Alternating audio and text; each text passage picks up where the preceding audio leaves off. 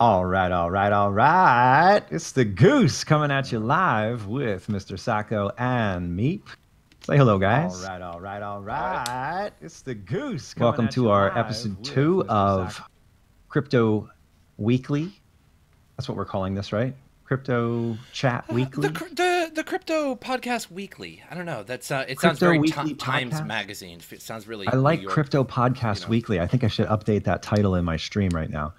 Yeah, with an community attitude. Yeah, absolutely. Very community focused. How you guys all doing? Yeah, guys, type in the chat. Let us know how you're doing, because we want to be interactive, right? Interactive is good. Radioactive. Yep. Radioactive, interactive, whatever rhymes. Yeah. I hope for your questions in the chat now that I maybe can answer to you. It would be nice if you contribute a little bit in the. And yeah, let's get this thing started now. That is me. Today I would like to talk a little bit about FPGAs, maybe if you are interested, because that's something I'm into, and about questions like this, or how GPUs maybe or maybe not can continue in the mining scene. That would be my questions for today. But as I said, I would appreciate if you contribute a little bit in the chat today. Excellent. Yeah, we would love to hear from whoever's out there. I am going to go ahead and say hello to Crafty2 and May CVP, two of the first chat people on the stream on my channel. You got anybody chatting on yours, Sako? Yeah, we got Nico in there. We got Northgrow. We got Ritsama, Samsa. I got nothing. So they're all doing well. But yeah, I mean, the FPGA thing right now going on is a pretty huge topic, especially with the whole ProgPoW and the fact that GPUs are essentially not really making too much. I know that you, Goose, were making that that CryptoNote mining rig. Yes, How's that put going? It behind me over here.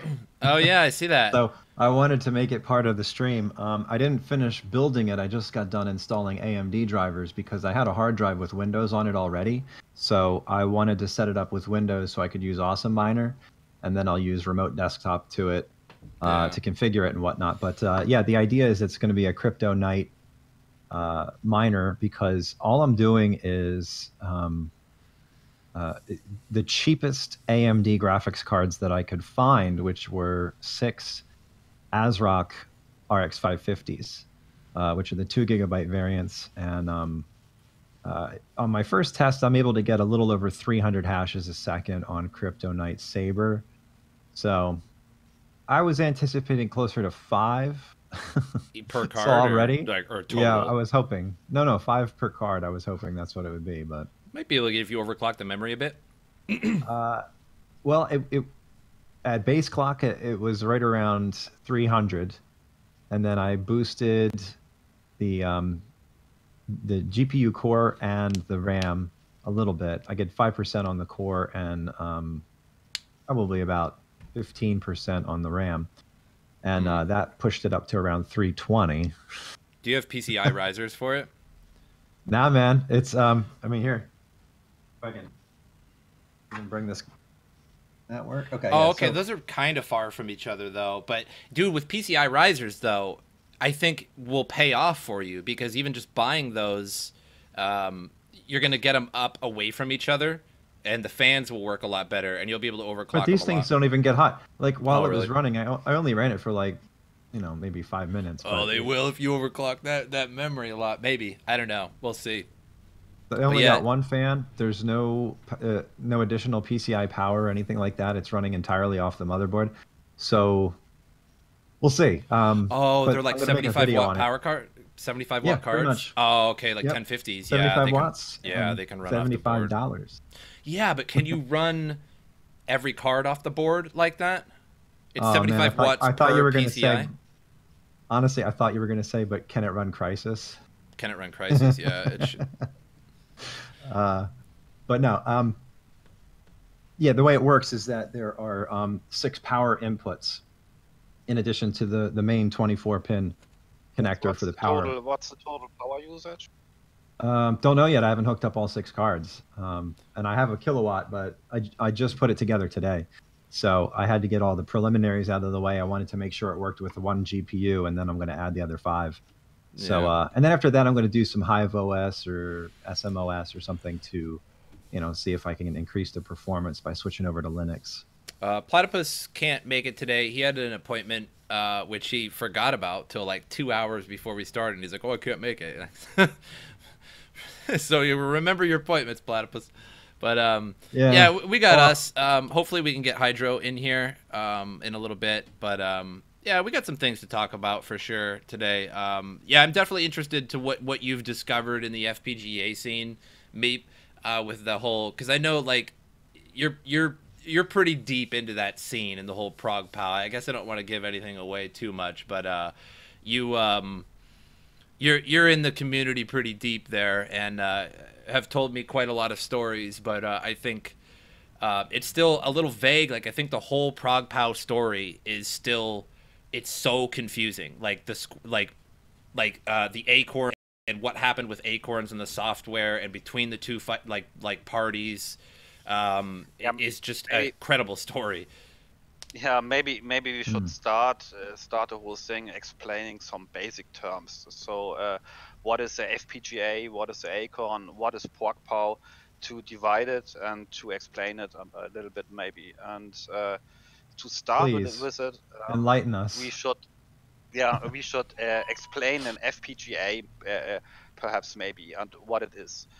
Goose, maybe you can help me a little bit because your English may be better, but I will just start right on trying to explain it to the mining community as something that is in between of GPUs and ASICs.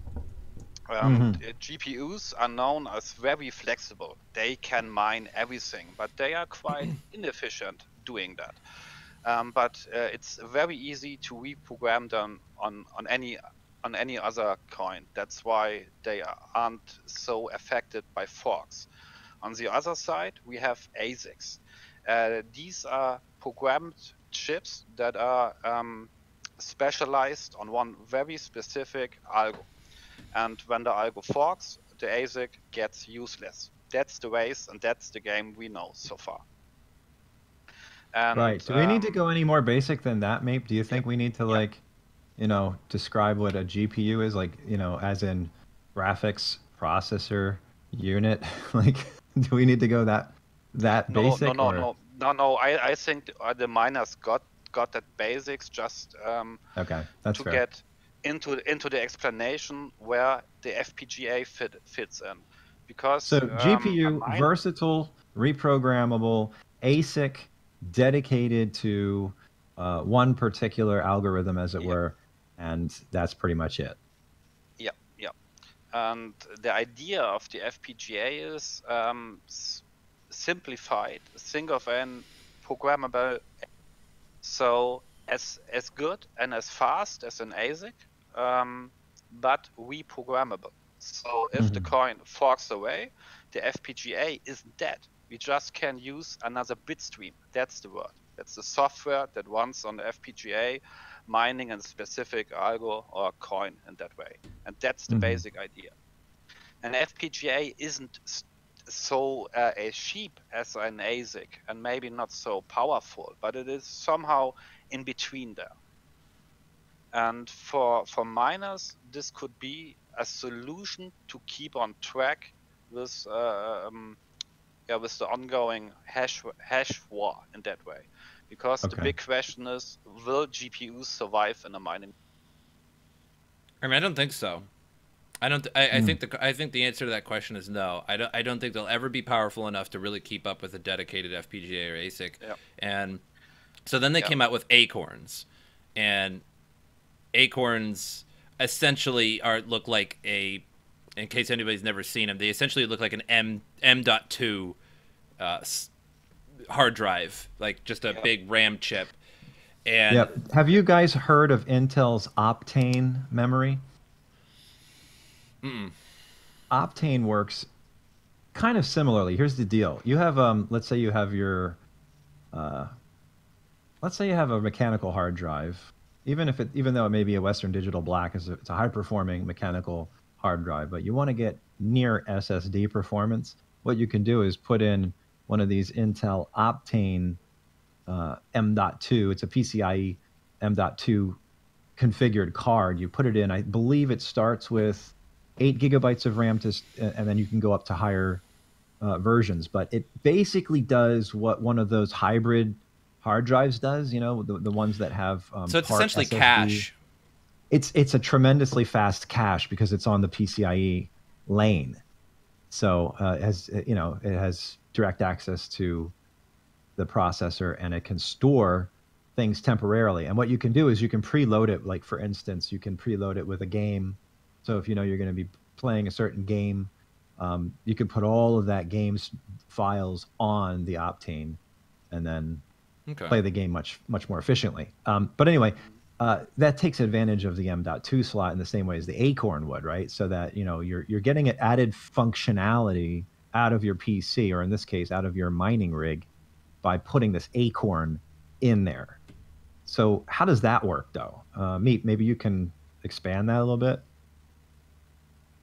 Yeah, not really. I'm not that technician. I think they're just cache. I think it's just essentially cheap RAM, because no. To explain acorns, acorns, in a very simplified way, these are little FPGAs, but it's thought for acceleration, used in another way. But the most simplified explanation of an acorn would be FPGA. It's just a same. And rumors are that 10 acorn are as strong as a BCU 1525. That is a most common FPGA card in that way. So yeah, but acorns are maybe somehow thought for another use case, and in that way. Yeah, the acorns, like, you know, the way they were supposed to work is that you plug it in and then it enhances your GPUs. So, you know, your GPU is now more efficient in terms of its electricity and its hash rate. And they were supposed to help like Ethereum and CryptoNote algorithms and certain other ones, but they were sort of on the roadmap. And so, yeah, somebody's asking what happened to Squirrel Miner. And it's kind of, I guess that's kind of what we're getting into, is that, so the way I see how everything happened is that there was essentially Christy Lay Minim made, well, and some others, I suppose, made F-largement pill.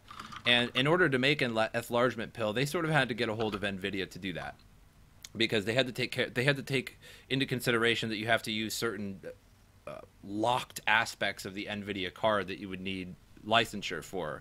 And so if anybody in the chat doesn't know what an F-largement pill is, essentially software that you download for NVIDIA for like 1080 and 1080 Ti's. It's just in the future it's supposed to be designed for other cards as well. And so that was pretty revolutionary for the 1080 and 1080 Ti, because the 1080, the NVIDIA's just aren't that amazing at hashing Ethereum. They're equal with AMD, but the problem is that NVIDIA have way more cores, way better cores than AMD cards. NVIDIA does.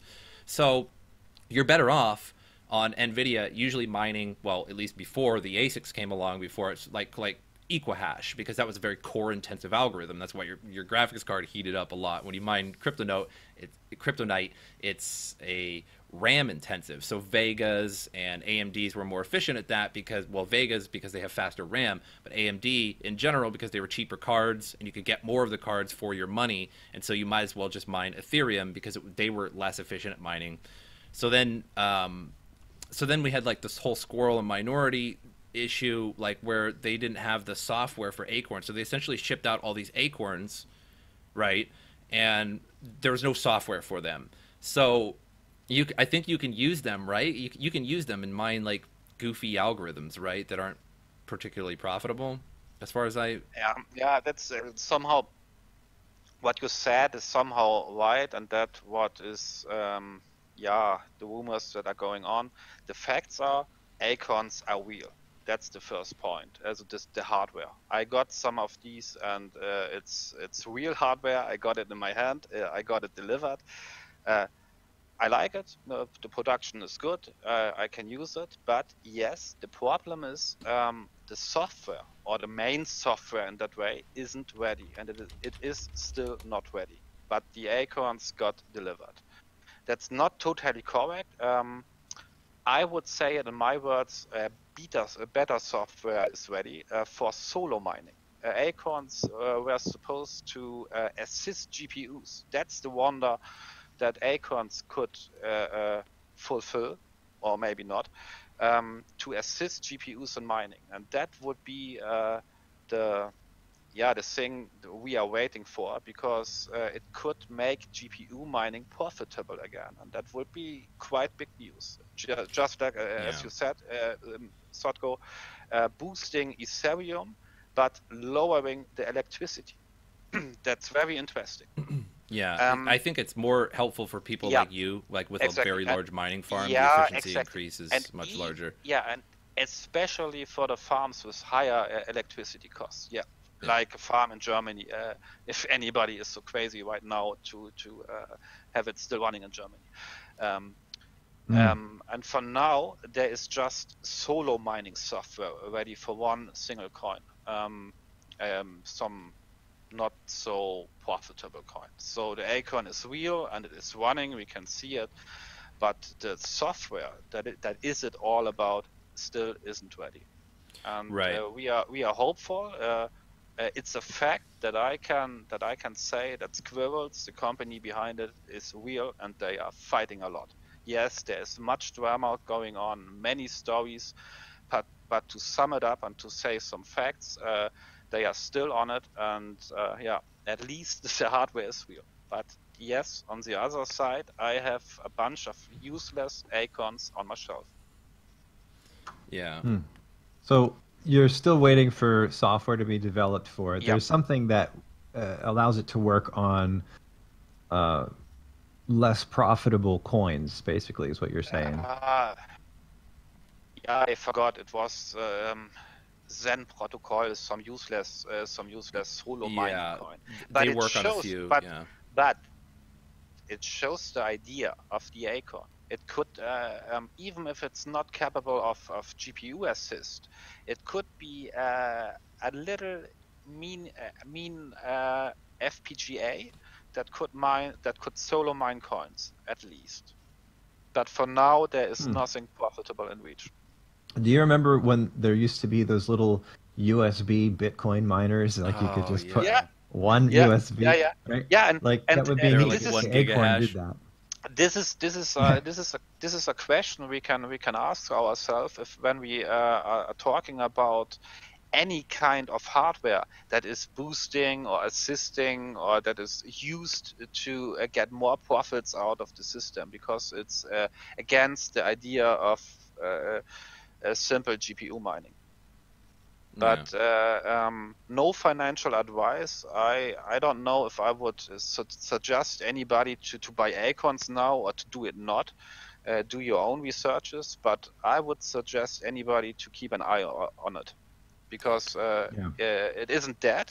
There are things happening, and if this little wonder will happen, the acorns could make a big difference.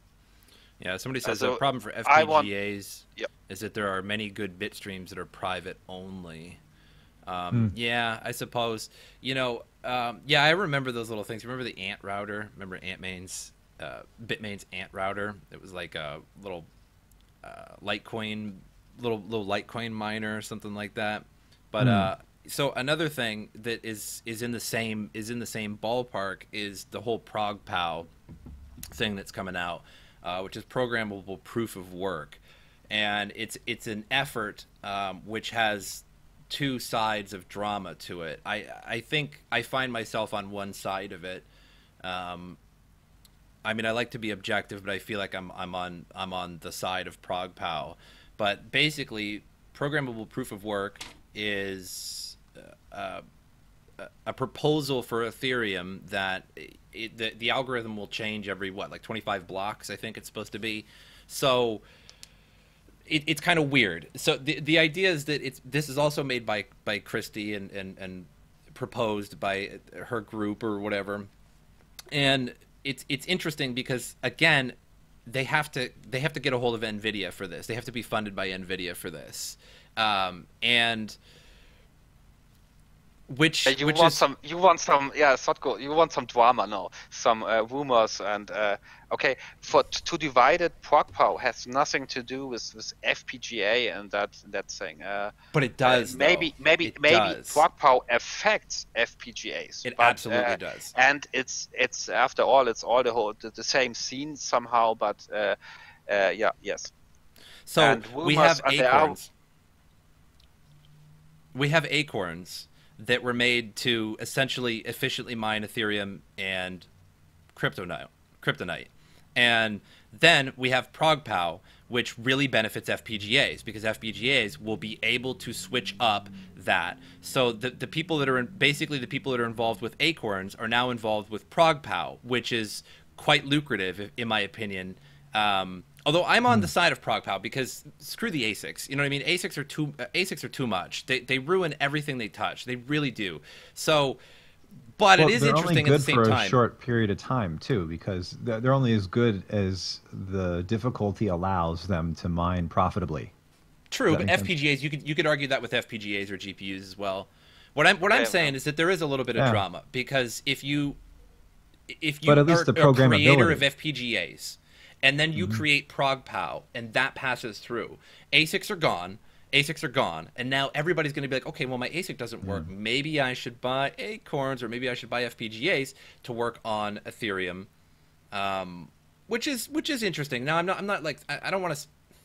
I'm not calling anybody out. I am on the side of ProgPoW, but it is quite interesting that you create an ASIC and then you're like, these are really good for Ethereum. Maybe if we just ripped all the ASICs off of it, everybody would come to the Acorns, which is, and it does favor Nvidia. yeah, maybe a bit, but I don't think that the acorns or squirrels is that mighty to have that influence in that way. But yeah, there are some connections.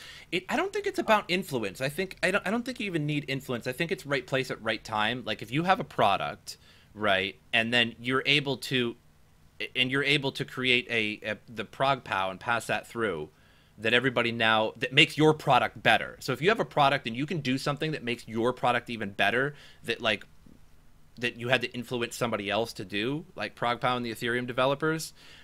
I mean, I don't know about influence so much, but I want to say something from one guy out of the community. Hello, Virus. He tells us, and ProgPoW favors Nvidia. Yes, there are rumors, and as far as I got there is actually some evidence that ProgPoW works better for Nvidia cards. Yes, yeah. Maybe Virus can tell us something in the chat more about it. I have to admit I'm not so technically into it. My opinion on ProgPoW generally is I like everything that kicks ASICs out for now. yeah. But I agree. but the community isn't sure if it's maybe a trap or there is somehow a backdoor. I couldn't understand it, a backdoor. Again, I'm no programmer, but I know that ProgPoW is about 100 lines of code, and everybody that has some programming skills can look it up and check the code in a quite understanding way, I think. Yeah, because you got. I got another question for you guys then. This one comes from Mib in the chat, who says the ProgPoW is going the route of Ravencoin, using X16R as the basis, and then building on top of that. Seems a lot of coins are doing that as of late. Yeah, I mean, the whole X algorithm sort of thing, where it's switching all these algorithms, really is very anti-ASIC, but not anti-FPGA. So, I mean, you make F-largement pill, right? And then that favors NVIDIA cards because the 1080 and the 1080 Ti. Then you make Acorns, right, that are FPGAs that can mine Ethereum. And then you make ProgPoW, which takes off the ASICs, which makes yours, essentially makes your F-largement pill and your Acorns much more viable. There you go. Though there's no software for them. It's actually a good plan if you think about it. It's a good plan. No, it's a good plan. It's a good business plan. I like, you can't bash it, really. And so let me get to there's like two sides, right? There's some sides that some people on Reddit tried to make posts like against ProgPoW, against Christie, saying that like, oh, she's basically just being paid by NVIDIA. And then if you go down to the comments, though, if you go down to the comments and scroll down on those posts, nobody cares. Nobody cares. Nobody's against it, right? Because like, who wants ASICs? Like, because everybody knows if ProgPoW goes through, everybody's got a lot of GPUs. That's back to the whole GPU, aren't really profitable anymore. And the reason is because everybody bought them. All the shelves were bought in 2017. All of them. You couldn't go into a Best Buy, Newegg, Fry's Electronics, and find a single graphics card. It looked like the apocalypse in that section of Fry's and Best Buy. I remember that. Any new coin that comes out, Ethereum, even existing coins are all just super loaded with graphics cards. So everybody wants their graphics cards to make them a few extra bucks on their Ethereum mining. So when it comes to ProgPoW, I don't know. I just support it. ASICs are very centralized. I like the fact that GPUs I can go out and buy a GPU for $200, start mining, and therefore I create just a little bit of decentralization, even with just my one little graphics card, right? And everybody can do that, but not everybody can go out and buy a $3,000, $4,000, $5,000 ASIC. That's the problem. The rich people can buy the ASICs. Good for you, but they're also a huge gamble. I mean, I remember when ASICs were coming out, even FPGAs, and they're making 30, 40, 50, $200, $100 a day, like some of them when they came out. But by the time they ship to you, you're not getting even half of that. Yeah. And the virus is right. No, sorry, pizza on the chat. FPGAs are ASICs. Yeah, that is right. Also, FYI. Home tab got it. So if someone can make a bit stream on an FPGA, they can make an ASIC. Yes, that's correct. And that's just the way ASICs are being built. So in my knowledge, if Bitmain builds a ASIC, they just prepare it on a programmable FPGA. Yes. But it's too expensive for them to use expensive developer boards, because that's actually what our FPGAs are, expensive developer boards. They just use cheaper hardware and build ASICs out of them. Yes. It says Acorns don't mine Ethereum, but a special software would offload some part of the Ethereum on the Acorn. So essentially they mine Ethereum? So I mean, we can just put that in a nutshell, that they mine Ethereum Acorns. Yeah. I mean, I get it that they assist your GPU, but mining Ethereum.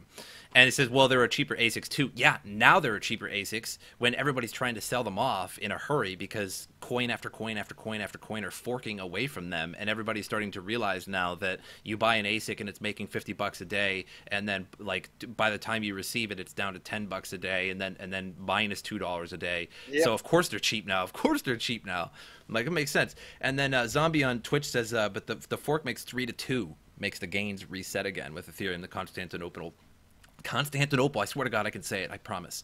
Not Istanbul. That's true, but the Constantinople is coming regardless. So ProgPoW is going to that's going to affect ASICs too. So like if it's going to affect everybody, it's going to affect everybody, right? So I would say that's a moot point if everything's going down, and then if you can get to kick the ASICs off, you'll go back up a little bit, yeah. But it's going to be tough because you're trying to find some kind of balance, and the balance is between these monumental whale-type farms, whether they be ASIC or GPU, but I think in this case more the ASICs because they were more efficient. Even though they were really expensive, like you said, they were earning a lot in the early stages. Oh yeah, like mid 2017 and yeah, they were earning a ton. The idea, so people who bought the idea for me as a miner was, I was stupid. I thought, I actually understood that the ASIC game is one I would lose. Yeah, but main scams. We all know. Everybody who's watching MrSotko videos knows these ASICs are. They use it as long they are profitable, and I can buy them when they are crap. And Bitmain just takes so much money from me as they can possibly have. It's just a big scam. And the honest idea maybe was that we are not done. FPGAs are in the very beginning.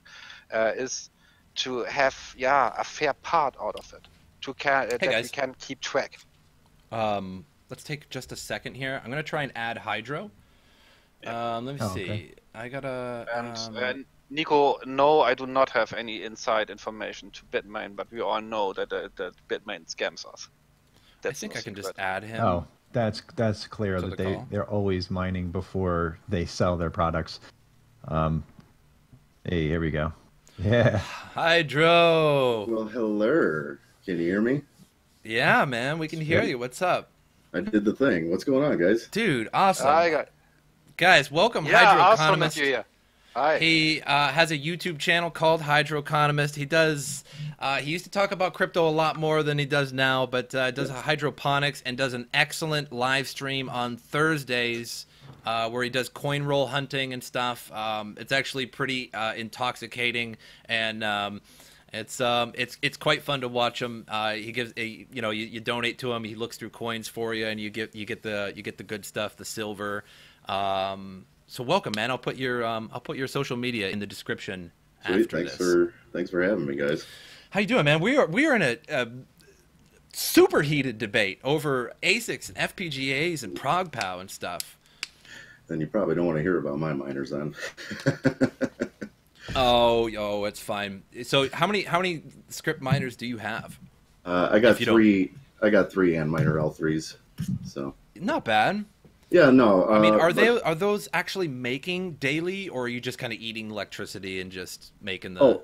Oh, I'm totally eating the electricity, but I operate at a comparative and competitive advantage to most people. I'm not running these out of my house.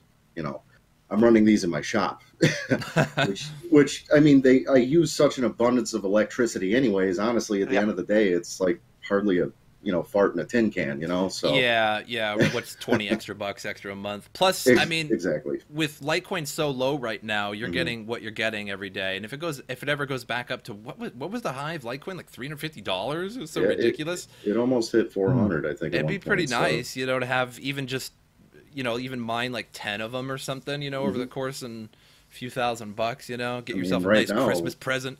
Yeah, right. I mean, right now, I've been averaging about 0.5 Litecoin every 4 days. So I mean, not bad. It's not bad, Not bad. Yeah. I mean, as long as you're not worried about that short-term problem, which is a big problem for pretty much everybody, if you can hold and hold all the way through it, you should be all right. Yeah. That's the idea, right? Right. So what you up to today? You working on some cars or what? You running a shop? Yeah, I run a shop out of my old man's dealership, JR's business, Oh yeah, where you're riding around in your Lambos and pretending they're yours, Yeah, You're gonna make. I gotta tell you, Airplanes. It's not as illustrious as JR likes to make it, but Oh, you got to be kidding me, dude! Those Lambos got to be illustrious. Yeah, I don't know. I mean, I got Chevys and Dodges and Chryslers. You got a Ford Tempo in there, Yeah. It's souped up. Like that. Yeah, but no, it's all right. I just on Fridays it's my payroll day. I got to get my guys fed. I got to pay the the insurance, liabilities, all that stuff. Land my ducks up. So, but I'm glad I made a window to come here. So. Same. Good. Welcome.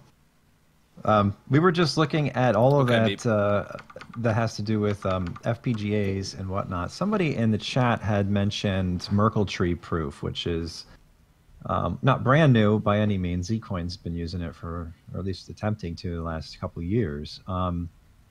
But they're wondering if that's not. I think what we get when we start talking about different types of proof of work, like we were talking ProgPoW for a while there. It becomes more of a debate of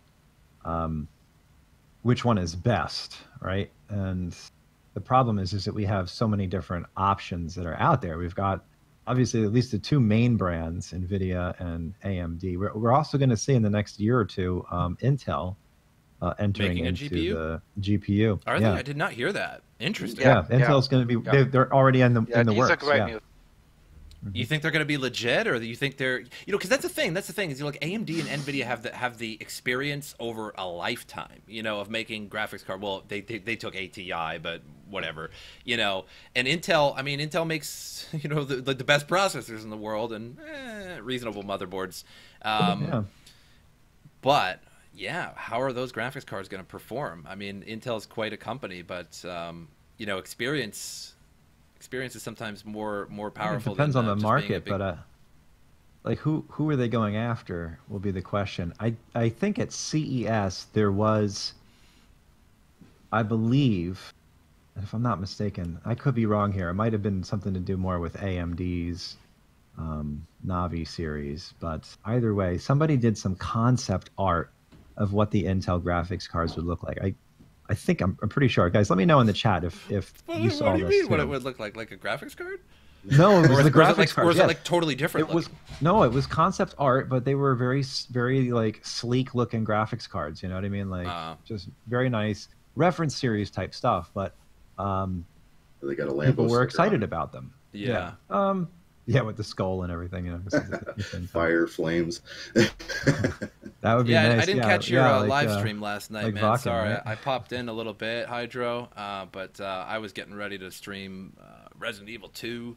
I was pretty excited dude, about that. I was watching that Resident Evil, I had just finished my stream, and then I kept watching your stream. I'm like, Jesus, this game is insane. Like, oh no, my son is. It looks hard as heck. I don't think he ever went. It to looks sleep. fun. Yeah, I don't think I could play that game, honestly. I'm not that skilled. It's scary. Well, were you playing with a mouse or mouse and keyboard? Mouse or and were you... keyboard, yeah. Yeah, I was because I said like your headshots were like almost every time. I was like, wow. Just about, yeah. Yeah. Man, I just never had any ammo. Oh my god. I was sweating for you, man. I was like, 69,964 blocks till the halvening of Bitcoin. Ooh. Huddle up, boys. Yeah, right. It's always isn't it like there's only been 2 halvenings, so it's like, you know, with only 2 happenings, like it's hard to like develop statistics, you know. But it was like, what isn't like 6 months after a halvening it typically blows up. Oh no, it takes some time. It's not immediate. It takes some time, but the last 2 halvings well, after that about 1. And I don't know Bitcoin Fund Manager. It sounds like BitConnect in the chat going on. Bitcoin Fund Manager? Oh, we getting on that? That's an interesting thing. Like, I actually watched a video of his before I saw that Bitcoin Fund Manager drama. I don't even remember where I saw it. Like, maybe I was cruising Reddit and saw it or something. And the guy was really on point with what he says. But then everybody just tells me that he basically just deletes all of his videos where he's wrong. So like his whole channel looks like he's totally correct, you know, on everything he says. Just oh boy, that would be that's a great idea, huh? Anytime I'm wrong, just never happened. We don't need that. Then you would be fake news. Come on. But you know what? I was just thinking about stuff like that. I know we kind of touched upon it early on, but Craptopia and the recent hack of whatever it was, $14 million worth of Ethereum and other coins. There's been some interesting news that came recently regarding like what brought us some Entenmann's donuts. Oh, dude, boy, that's my language right there. But there's an interesting argument that's being proposed here because of this hack and the way it worked. Because you know, it's not like any other hack in the sense that like somebody came in, they took all of the funds from a wallet and then they put them in their wallet, and then from there, I don't know, sold it for cash, right? I mean, that's kind of usually how it goes. Or maybe if they're smart, they would, you know, funnel it through Monero or something. But instead of doing that, what they ended up doing was sending little bits and pieces of it all over to all these other exchanges, right? And the big question or the argument that's being proposed is, how could that not have been stopped, right? Because we have blockchain and we know the address to which all of that crypto went, right? All the stolen funds, we knew where it went. And then how could we just not stop that, you know, or just like freeze the, because I mean, if all the exchanges are centralized anyway, could they not just go ahead and, you know, just deny a certain, I mean, I'm sure I'm probably speaking now like this is like dangerous turf, right? Because it's supposed to be decentralized, right? Right. Nobody's supposed to be able to do that, right? But I mean, we're talking about theft. Yeah, So you're basically how do asking you? for SEC to step in and be like, all right, guys, here's the regulations. This is what you wanted for protection. So, maybe maybe make, harder barriers of entry. In this country, to have an exchange, you do need to be compliant with the SEC. So there already are certain regulations in place for that. That's why Coinbase never added a ton of coins, because if they add because it's uncertain. So if they add securities to their platform with US dollar pairing, then they're selling securities essentially. Then they're like an unlicensed securities exchange, right? Because they're supposed to be just a crypto exchange. So that's why you've seen USDC pop up on Coinbase, and all the new coins that have been popping up on Coinbase lately are only USDC, because that's how exchanges get around licensure. That's like Binance. I'm not sure. I think maybe Binance did start US dollar pairing, but Binance has no US dollar pairing or euro pairing or anything like that. At least not until recently. I'm not sure. I haven't been on Binance a little while. Yeah, Binance just added pounds and euros. They just added okay, so they finally did it. Yeah, and they're but not USD, because clearly in the States it's just they got us locked down. But I was having conversations with a lot of different users in my Discord channel about that kind of thing, like where you make a coin just for the sake of being able to use it as a vehicle for other trades, right? So you actually buy into that coin, so you can have a USD slash USDC trading pair, and that's totally legit because it's a coin, it's a blockchain, it's not listed as a security. MrSotko's child stream. No, he's eating an Entenmann's donut. He's having a blast, throwing all kinds of old stuff. He's throwing food off of his tray all over the carpet. He's having a blast. Guys, this is the real crypto scene. We are all poor here. We can't afford a babysitter. We can't afford nothing. So this is real life. Yeah, it's a bear market. Crypto. You expect, you guys? It's a bear market. Microsoft is down 100 points here. We're in trouble. There's no babysitters in a bear market. You're crazy. He was actually supposed to be asleep. All right. When is the Binance hack? That's the question, Mikey Den. Yeah. Fund is Seifu, dude. Seifu. Fund is a Seifu, dude. Nah, not gonna happen. Fund's a Seifu. Don't know about that. There was the leak. Do I still have that article? There was supposed to be. I don't know, but apparently there was somebody providing evidence that they had taken a whole bunch of KYC from Binance and Kraken.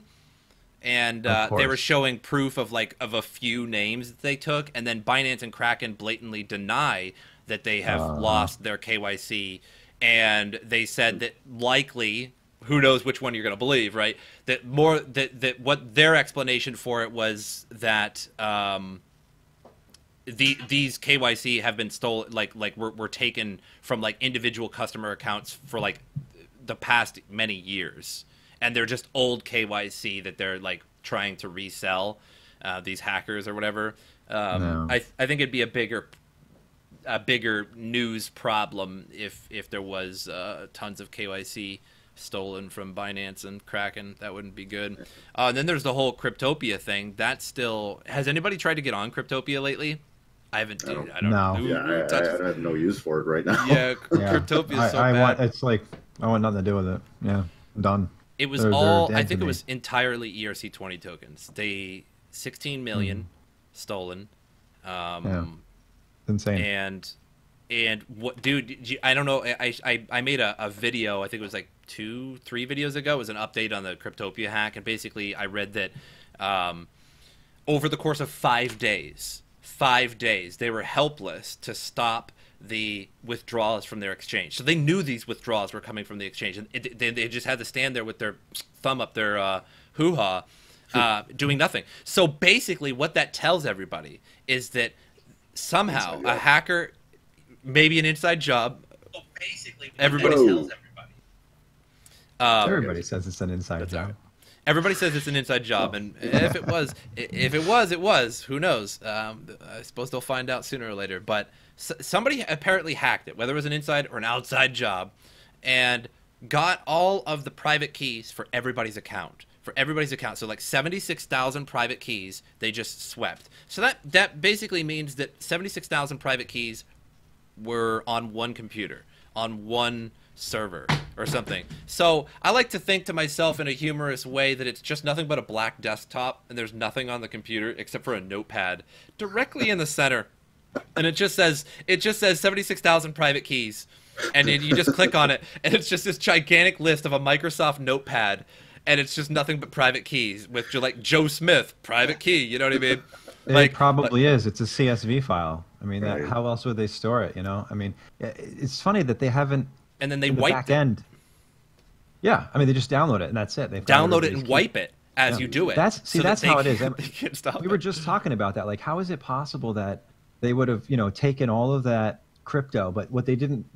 The thing is that it wasn't like they were, somehow logged in through a back door, hacked into the system and started like, just like withdrawing funds. No, they swiped the private keys and used them. Like they initialized their own wallets with those private keys. Now they have all the crypto that's there. That's like having a safe, and then you have one of those little. You guys remember those little rocks?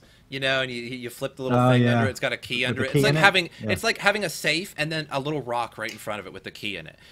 Yeah. I just like we were saying. We actually did a little test before we went live today, and I said the same thing, and I'm just boggled.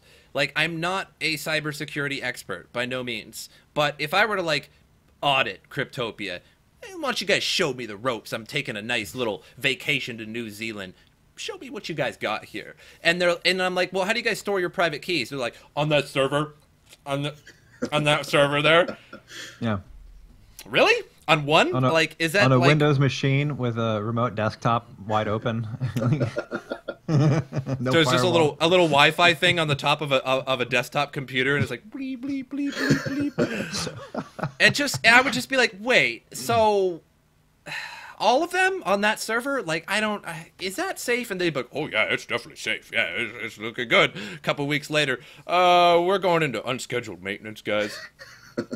Same thing with NiceHash. $62 million on one wallet? All they had to do is just go click and then just type in a private key. They're just straight up copy paste that, like Control V, boom, and then just hit it.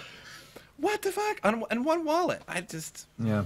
Where's the double protection, like the 2-key protection or multi-sig wallets? I mean, that's a thing that many developers have for their community, like for their developer teams. Like if there's a treasury fund that, for instance, like if they do a pre-mine, usually the pre-mine is stored in a multi-sig wallet address, so that it takes several other people to sign off on that, whether or not they can move those funds. That just makes a lot of sense. I mean, I'm surprised at the back end of a lot of these different exchanges don't have that sort of forethought. Like, I mean, and it's like exchanges have been being hacked almost since the beginning. I mean, and it's still happening in the same way. It's just like it's still happening the same way. Why are we taking so long to figure this out? How come John McAfee isn't working on this? Like, yeah, like where's your McAfee antivirus, dude? Come on, I used to have man. McAfee antivirus on my computer. Like my first computer my parents bought when I was like 15, 16, and I was so pumped so I could play StarCraft, And my stepdad was like stuck in the 50s, and he's like, yeah, and he had dentures, so like anytime you would say an S, it was like doot. He'd just be like, yeah, gotta get some ice cream and some doot. You're like doot, doot. Like just, and you could hear it, like if you were in your room when I was a kid as a teenager, like you could hear it, like you wouldn't hear anything. Doot, doot, doot. And he's a great guy, but like, yeah, he was all about that McAfee antivirus, like, and like I hated it, and I would always shut it down when I'd go to game and stuff. And finally, like, it was years later, like I finally reformatted the computer so we could put XP and like get the Windows ME garbage off that. And he's like, wow, this computer's a lot faster after that format. I'm like, yeah, because it doesn't have McAfee on it anymore. Oh man, that thing would be sitting there like with the little Earth sign. It would be like throbbing like this, little throbbing. It'd use like 80% of your constantly. resources. Like you try to game, it'd be like, duck, duck, duck, duck. McAfee, Like, oh, McAfee's on. I know, like 3 frames a McAfee second. made a video how to deinstall his own product. I would suggest that video to you, maybe. if you know it. Yeah. Oh, the McAfee, how to uninstall McAfee? Yeah. Absolutely, yeah, I've Yeah. seen that video. That's Yeah, super very funny, well. dude. It's called format your hard drive. Either that or pull it out of the machine and set it aflame, because Yeah, there's man. really no way to get it off of there. Yeah, Once there it's ain't getting It's in the boot no sector. private keys, man. Just quarantine your private keys with McAfee, and even they can't get it. You want a hodl? Put it in a quarantine go. McAfee fault. Hey, I mean, you know? how about that? Remember that bet he made that he was working on a hardware wallet, and he's like, "I'll give you $1 million in crypto if you could hack my hardware wallet." He was like, And go ahead, somebody hack did. it." And somebody did. And somebody did, and they didn't After pay him. 1 week, yeah. They're like, it didn't count, like, because they did like a, I think they did it with a hardware hack. Like, they had to physically hack the machine, and like that didn't count, right? Because it was, that didn't count because like the software is supposed to be, and like, yeah, that's the thing. It's like, I read an article too about Trezor wallets. Wait a their minute, ability he to be called the hacked. guy over? Maybe that was an interview process. You know, you've seen that movie? Hugh Jackman was in that one movie with John Travolta and Halle Berry. I forget the name of it. Anyway, he was like a hacker in this movie, you know, and it was like they had to give him a test, you know. So it was like, see if you can hack this thing in 30 seconds, kind of a thing. So they bring him over. Yeah, let me Seth just plug it Estrada in the chat. Somebody's rebroadcasting system sound. Turn that off. Oh, hi, Seth. Are Yeah, we really, though? he has a Bring him very over. good Yeah, crypto Seth channel. Estrada I will say, if anybody doesn't know him, Seth Estrada. I do not hear that. Oh Seth. yeah. Seth is on BitTube as well. That's actually why I'm building my Kryptonite rig, because I want to mine BitTube. And what is his channel there? We might as well give him a little plug. I forget the name of it now. It's Mine Your Biz, I think. Mine Your Biz on BitTube. So hey Seth, what's going on? We are It was talking him. the usual here. This is like, so we went from Craptopia over to John McAfee. Yeah. So Hydro, man, how was the stream last night? Like I said, I didn't catch it, man. I went in a little bit. Do you find anything good, dude? No, I didn't really find a whole lot. Found a couple of NIFCs and like this pretty sweet proof right here, which doesn't really mean much. It's just it has a special finish. Oh yeah. But yeah, no silver. But dude, the donations were killer last night. I brought in over 350. Nice. I didn't even find jack really. Nice, man. So, no, the So people yeah, were killing dude, it. you explain what you do, man. Explain what you do in your live stream. So it's called coin roll hunting. I mean, this isn't like an original idea. There's a handful of YouTubers out there that probably do it way better than me. But basically, I get $half boxes. I order them through my bank. I get about a couple at a time, so they're I go through about $1,000 worth of half dollars, and I just pull them out, look for the silver, look for key dates. If I don't find anything, toss it to the side and move forward. It takes me almost 5 hours to get through both boxes, but but sometimes you do find like major silver, but then like a couple of weeks ago, I found like over $500 worth of silver in 2 boxes. So explain that. So you get a 50-cent piece. It's 50 cent, right, from the bank. Yeah, and right. name a year of a coin that happens to have a lot of silver and how much that is. 1964 JFK. It's a pretty common one. It's 90% silver. You could get like $4 to $5 for that thing. So you pay. I still pay at the end of the day, even if I'm giving them out to people. It costs me 50 cents. Mm-hmm. So and it kind of gives them incentive too. If it does happen to be a hot box, people will keep putting money down for it, and it's kind of fun actually sending that stuff to people because they get excited. I get excited, their donations are not going to waste, so it's pretty cool. So there's certain years that have no silver in the 50-cent pieces? Yeah, and that's pretty like the much, later years? Yeah, it's pretty much 1970 to now. It's just all nickel clad. So like garbage. Basically 60s have the silver. Yeah, the 60s. It's 64 and before is all 90% halves. There's 90% quarters, same thing, 64 and before. Dimes, nickels. There's like a couple of years there where they have like 35%, but I really don't focus on the smaller denominations. It's honestly the easiest and your best bet. Why is that? Why did they put silver into them? I mean, like, that's originally what I mean? We were on a gold and silver standard in our country, so our money was made with like precious metals. But then, you know, we went off of that system and basically. Oh, is that because of the Nixon thing, like in the 70s? That's so they knocked it out of the 50-cent pieces. Completely took us off the gold standard, and then that's pretty much when we became the world reserve standard. You know, like everything to the dollar. Nothing was paired to gold anymore. So yeah, that's such an interesting live stream you got going on. You know, looking through coins like that. And it is pretty fun. So like from what I've seen, like people donate like $10, and then you go through like 3 rolls or something or whatever. Yeah, that's the most common donation. You get 3 rolls. I'll send you a sticker and a silver dime with that. You know, at minimum, still trying to give you something for your money. Yeah. And then you get an entry into my end of stream giveaway. So anybody who donates, they'll get X amount of tickets, and then I'll pull out like an ounce of silver for them. Yeah. So, you know. How much is an ounce of silver? Spot price is like $15, 20 cents, something like that today. Yeah. Not bad. No, it's pretty cheap. Usually you want to go for stuff like cheap. this when everybody forgets about it, you know. it was at 50. Oh yeah, it was like at 50 around 2010, 2011. Historical. Yeah, Heito, are you a silver bug? Oh yeah, big time. I'm a stacker through and through. Yeah, me too. I love silver. I mean, it's a big reason why it got me into crypto, like Bitcoin in specific.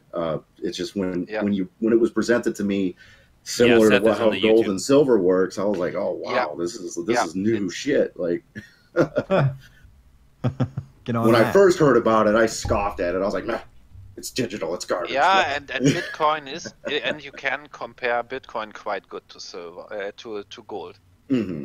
Yeah. Not in any point, in every point, but to start with it and to get an idea, it's a good starting point. Yeah. Mikey Dent says they released futures markets and crashed it. I think he's referring to silver, and I think that's true. So CBOE futures, I did a video a while back, and I looked at CBOE futures, and I showed. In that video, I showed CBOE futures picking up silver, and like days later, picking up uranium. Days later, goes down. Gold. They picked up gold, and it took a little while for the gold, and it went down. And then they picked up Bitcoin at the end of 2017, and literally the next day, boom, done. So CBOE futures absolutely tarnishes anything they touch. Then Surfin asks, when is Ethereum ProgPoW happening? Don't know. Yeah. Do you know? Meep? Do you have any idea of that? No, not exactly. I don't think it's official. But somebody in the chat should know. A couple weeks. Somebody already said that it's. Somebody said 6 months on Ethereum ProgPoW. But that could also be conjecture. You don't know. I somehow have at least 3-4 months in my head. Yeah, and plus it's not 100% official anyway. Like they told that to the people who are making ProgPoW told it to the Ethereum developers, like the main Ethereum developers, and they're like, oh, that sounds great. Greer has a test net going for weeks. Yeah, there's a test net up. I did see some of the videos of the test net, Seth. Hey guys, Seth Estrada in the chat. If you guys have never seen Seth Estrada, click on his channel. He's crypto YouTuber as well. Bit of more of a journalistic one, if I might say. I don't know. Oh, I am on his channel. He has our own Discord as well that you can join, and it's more about mining, cryptosphere a lot, community, and Seth has his own shop you can visit, and just visit his website. And he's one of the good ones in the cryptosphere I like to be around with. So there are only a few, so it's good to... Overrated. Yeah, Seth, I was in The Wizard in the Nuke channel, I didn't say anything. No, it's not overrated. He paid me $100 for that, so I can give him a and I was watching your conversation between that and the other guy. Like I couldn't even follow it, man. I was just reading it. It was just kind of funny, but like the context was really lost on me. Like I'd have to scroll like like Meep said, 10 kilometers up to like even begin reading what it But was. maybe I can add, but because that's maybe interesting for some people watching. This Mine Your Biz is a good meeting point for miners who want collaboration, who are seeking for mining farms or for contacts or for things like this. This is a good meeting point. If I want good daily news, MrSotko, I watch your channel daily, so that's not something I can get there. Yeah. And so we all fit good together. So we don't have to be. We can share it. Yeah. Yeah, so guys, anybody new in the chat, we got Goose-Tech up in the top left. His social media is going to be in the description below, so you can go to his YouTube, Twitter. You got all kinds of stuff. I got like 4 or 5 of yours in there. I will put Hydro's in there, who's in the top right. He's got a very diverse, interesting channel, and his live stream is quite fun to watch. I'm at a loss for words of it. I slightly envious of his live stream. It's pretty fun. Goes through coins and finds silver. Will ship you silver if you donate to him and stuff like that. So, does anybody ever like outright buy the coins from you? Like if you're going through a coin and they're like, hey, I want that coin, do they just donate to you? Nah. No, really I try and keep it level playing field. If you donate, that's just the name of the game, Okay. Nice. Hey, let me ask you this. When you go to the bank, did you have to work out a certain sort of arrangement with them that, you were going to be trading like, paper bills for 50-cent pieces? Well, I go through my shop's bank, so I mean, I already have a really good relationship with them. So I mean, that's like just the number one thing. Just develop a good relationship with your bank. And I got them trained, man. Like I don't even have to ask them to order boxes for me. They know I want those boxes every week. But that doesn't mean every bank's going to be like that. Some banks, it's going to be an inconvenience to them, and they might charge you to do it. So you kind of have to ask around and ease your way into it. It's just not something you just go drop $1,000 and be like, give me 2 boxes, because a lot of banks just don't carry it. So it's going to incur shipping costs and that kind of stuff. But I do enough banking with them; they really don't mind doing it for me. So and That's cool. they'll even look through like loose stuff for me and find silver and just give it to me for face value. Nice. Any thinkings about Grin in the chat? Mine it and dump it. Mine it and dump it. Yeah, I too just late. It's already happened. All my Nvidias are mining Grin right now. Yeah, let me show you guys Grin if you guys are watching my stream here. Yeah. Grin coin on CoinGecko here. I don't think it's on CoinMarketCap here. But so the coin started at $261. Literally, somebody actually bought it for that much or sold it. Oh, you can see though that there's like virtually no volume at that price. Though the volume really started at about $10. And then went down, and you can kind of see by the volume that we're reaching kind of an equilibrium. So you can see the majority of people buying and selling at $4. You can see when the volume was much lower, it was much more rapid, like 6, 10, 20. But in terms, I think 2019 is kind of. I kind of agree with Goose. I think he said it the last time that it's like a year of privacy coins. I think what caused that is 2017's trading. Everybody was just trading, making money, mine and sell and trade, and then all of a sudden in 2018 these horror stories come out, right? Like, oh my God, I owe $800,000 to the IRS. Yeah, taxes. Right? So, taxes, exactly. So now people are thinking, okay, wait. If I use a privacy coin and I'm on like a private exchange with no KYC, or I'm just trading privacy coins between each other, government can't see that, right? Because it's a privacy coin, like unless the NSA is so much more advanced than we probably know, which they probably are with their spaceships and the whole Operation High Jump. We got some Antarctica Operation High Jump going on, but and now like these privacy coins are just piling out. Veil, Beam, Grin. You could probably just name them off the top of your head, and I think that's kind of why I think people were really, because I read a bunch of horror stories of people actually showing their Coinbase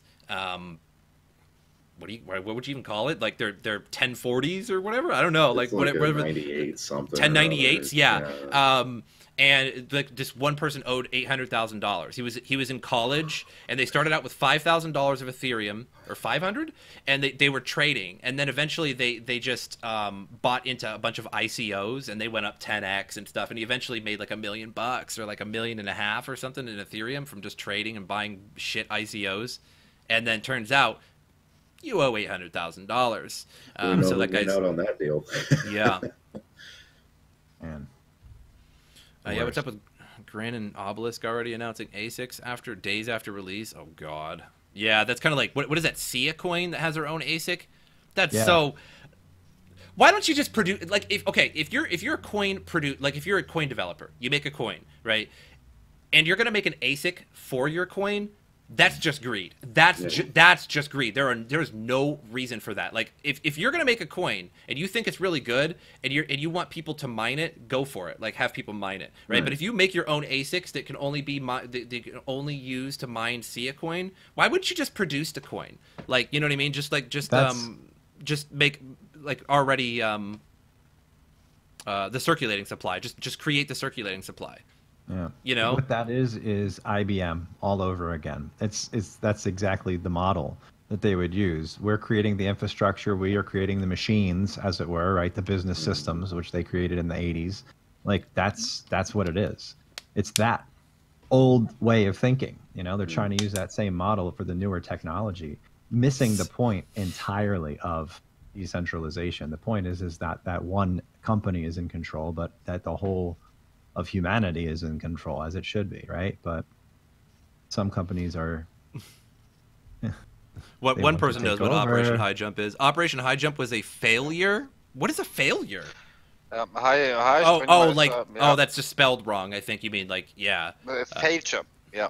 And Sotko coin is pure greed. That is may or maybe not right. That's just false. That's why there is that's why there is Meep coin as well. Sotko and Meep coin are like if you send somebody Sotko coin and they send you back Meep coin, it makes the transaction obsolete and private. It's just a tech. You guys wouldn't even get the technology. I'm not even gonna get it. Way ahead of your time, guys. Way ahead of the time. It's not even going to be used. Do you use side chains to make that possible, or is it? You don't even want to know, dude. We haven't even made up the word for it yet. That's how complicated it is. There's a tiny bit more to Grin dual proof of work. What do you mean, Seth? Yeah, so Grin, I'm just not so sure. Like, there was just so much hype and so much VC backers and so much hash rate. Like, the coin started out at like hundreds of dollars. So, like, if you actually started to mine it, it would take you days and days and days to mine one coin, depending on how many GPUs you got. So I think that was definitely a whale coin. Infinite I only sharding. Had one 1070, so like, there's no way I was even going to bother with that. Yeah, you need an 8 GB card or more. My 980s wouldn't work. It would just say that they were out of memory, which I think is kind of a good idea because it prevents the 1060 farms. Because there was just unbelievable amounts of millions of those P104, whatever they are, 1060s. But then again, who has a 1080 or 1080 Ti farm? Like, that seems inefficient. I mean, because the most efficient card was I think there are some. Yeah, I'm sure there's some. In the same way that, I'm sure that there's somebody eating their own shit right now. But, like, it's inefficient. I mean, like, 1070s they still were owe money clearly, on those 1080s. Yeah, like, 1060 and 1070 were clearly the most efficient cards for mining, or at least in NVIDIA. Yeah. Like, if you want to say that, in NVIDIA. I've seen 1070 Ti's when they first came out. People were scooping them up. But even they are a little power hungry, so. Yeah, what does the 1070 Ti use? 285 watts? Heck, I don't remember. 220? That's a good question. Base, anyway. I never ran one. I just have a... No, 1080 Ti was 250. You can use 6 GB cards now. Somebody says you can use 6 now. Okay. Yeah, 6 GB seems to be the minimum. Yeah, it was 8 on their website. It said 8, like it was like officially 8. I think they might have lowered it. I sold my 20 RX 480 GPUs, and I still have 4 need to get rid of. Let's see here. Bombs Hardware has got some information about TDP. It is. You can just go to the 1070 There we Ti. go. You can just go to Yeah. the NVIDIA. Yeah, home tab is right. 125 watt for 1070 Ti. That could be right. Oh, really? Maybe I'm seeing stuff 140. I'm seeing it going. Well, the FE edition goes all the way up to the 217 is the peak that they have on here. Oh, wow. I'm looking at the And then specs.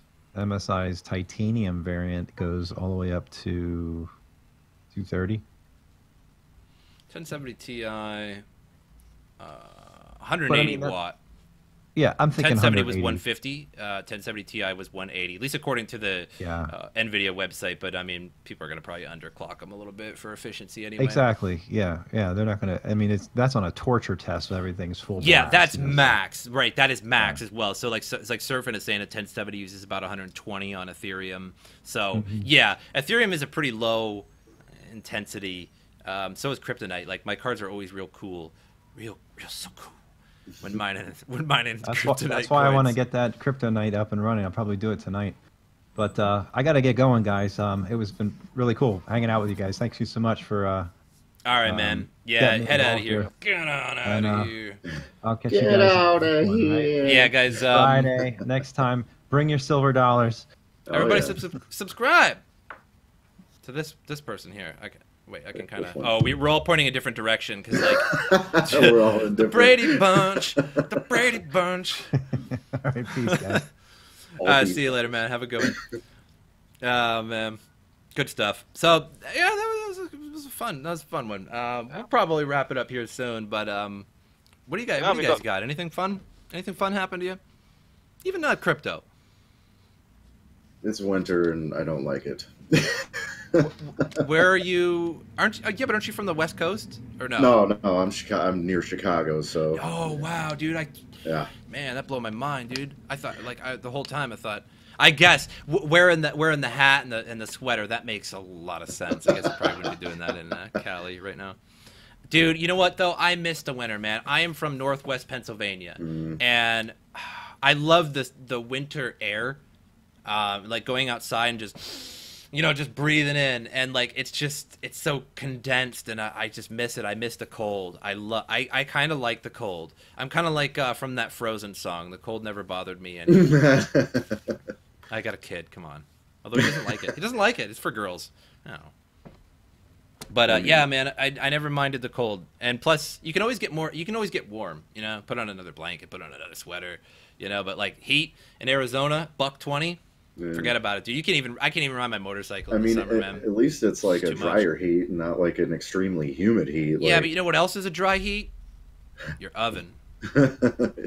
Yeah. Turn on your oven to 120 degrees and stick a fan in there and put your head in there, and you'll be like, oh, this sucks. Yeah, the whole dry heat thing. That's anybody that's never been. Well, you've been out to Arizona. You went to the. Biosphere. When did you go out there though? What month? It was in March. A Oh, couple it's years not ago. too bad. Yeah. If you come into like where I'm at, Phoenix Mesa, it can get to 120. I could probably break that. And when you go outside, like even on a motorcycle, you're going like 70 down the road, and it's just so hot, man. The air hitting you, it takes your breath away. You can't even breathe. You feel like you're gonna pass out. Your motorcycle, like I have a temperature on it. It's like 220 degrees with its fan on, shooting air at me, man. It's nuts, dude. My legs are all Sounds burned. good. Like the inside of my thighs are all red, dude. Because like on a crotch rocket, you got your thighs hit like on it. It's too much, man. It's too Yeah. much. Like Says sure. We would appreciate if you would jump into the chat. It's community based, feed free. Because you just sure, yeah. Just you have to be friends with Meep or I or somebody. Yeah, we to, are friends. We will fix it. Okay, yeah, bring them on in. We're the very best friends that. Would you buy an anyone could HODL have. grin? It's a gamble. That's a gamble, man. That's on you, dude. I'm primarily just looking at the top, dogs. Like I don't even really Yeah, bother I with see. I anything know what other you than- mean, man. Like in terms of Bitcoin, Litecoin, Ethereum, and stuff like that. Those are the proven. Yeah. There it is. Hi, Hey, Seth. what's up, Seth? First time meeting Hey. you, man. Good to meet you, dude. Hey, likewise. Thank you. Let me make sure I've got this. This is the mic. And that's the That's the that's thing. the camera. That's the thing. Yeah, this. Yeah, all right. this- Whoa. Yeah, oh, that's an epic meeting of YouTubers now. Well, not YouTubers anymore. No? We are doing it more on Twitch. Yeah, right. Don't tell Saber Maram that I'm on YouTube. He'll Yeah. be upset. How you doing, man? I am doing great. Yeah, it's nice to finally meet. Yeah, I'm yeah. kind of bummed Goose-Tech had to go. I missed. I just barely tuned out, and Pete's like, "Oh, jump in, man! You gotta go. Gotta." Tag, you're in. Yeah, right. Like, oh, okay. Yeah, he's. You know what's weird, a real coincidence is that last week Hydro couldn't watch or participate in the stream because he had unfortunately a funeral to attend to, I think, or something. Yeah. And then Sorry to hear that, man. Goose had to go to one this week, this Friday. So what are the odds? Crazy. Tis the season. I'm sorry to be morbid, but it's got to be something in the water, man. If it happens 2 weeks in a row, something's not right. We got somebody else coming on in. Oh yeah, what happened to everything? What is this? This changed. is mysterious It's visitor. me. It's me. Like the Ethereum EAP meetings where they accidentally Your put gratitude. their meeting ID, broadcast it. We have an intruder. Who's coming in? I only gotta- see 5 members of the group. Yeah, we got 4, and there's one trying to load on in. It's a mysterious visitor. Anyway, Seth, what you got, man? How's things been going? What's new with you Oh my gosh, in the news world? dude! So that's the funny thing is that I'm not covering as much by way of the news cycle because, as you know, with the coin news cycle, it's kind of like either you're talking about Grin or you're talking around Grin. Yeah, by way man, of like it's profit. Or the other stuff is all like drama, man. Crypto Twitter is to be avoided, I think. It's just been on fire. It's been bad. yeah. Where, so I don't even want to repeat. He's back. Yeah, I snuck back. I saw Seth. I was like, wait a minute. How could you not?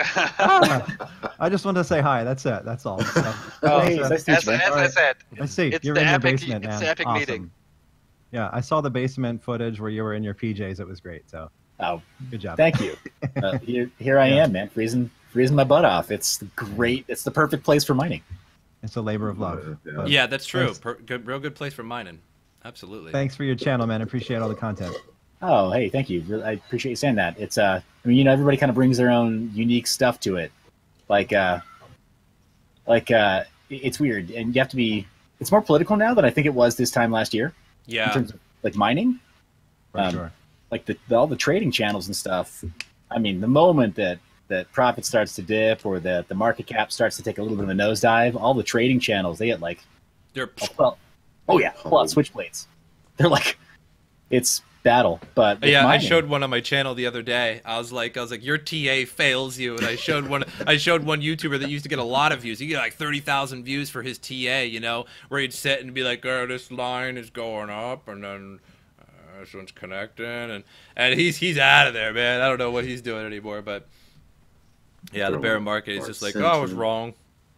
I like how everybody was wrong about the prices too. Like, remember all the price predictions at the end of 2017, beginning of 20? Oh yeah, no. I actually stored this comment. I cut it and I just in Microsoft Paint took it, stole it, and it was a comment to me because I said that Bitcoin I think maybe 35,000 at the end of 2018. Wrong, but everybody was wrong. I mean, like that Chris that Chris Lee or whatever he is from MSNBC.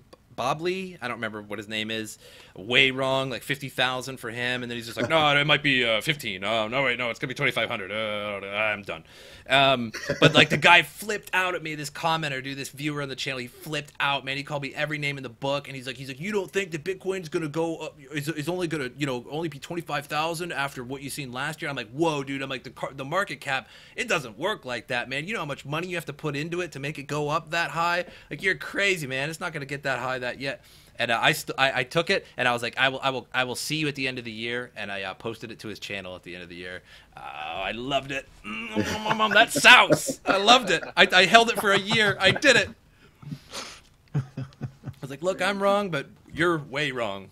Yeah, so yeah, Grincoin. Oh, I'm sorry. I'm just sorry, saying, man. You go. You go. Yeah, that's just one stuff, thing guys. I've never. All right, I'm out of ever here. done. Yeah, Peace. that's See you, not Goose. Nice to meet you. See you, man.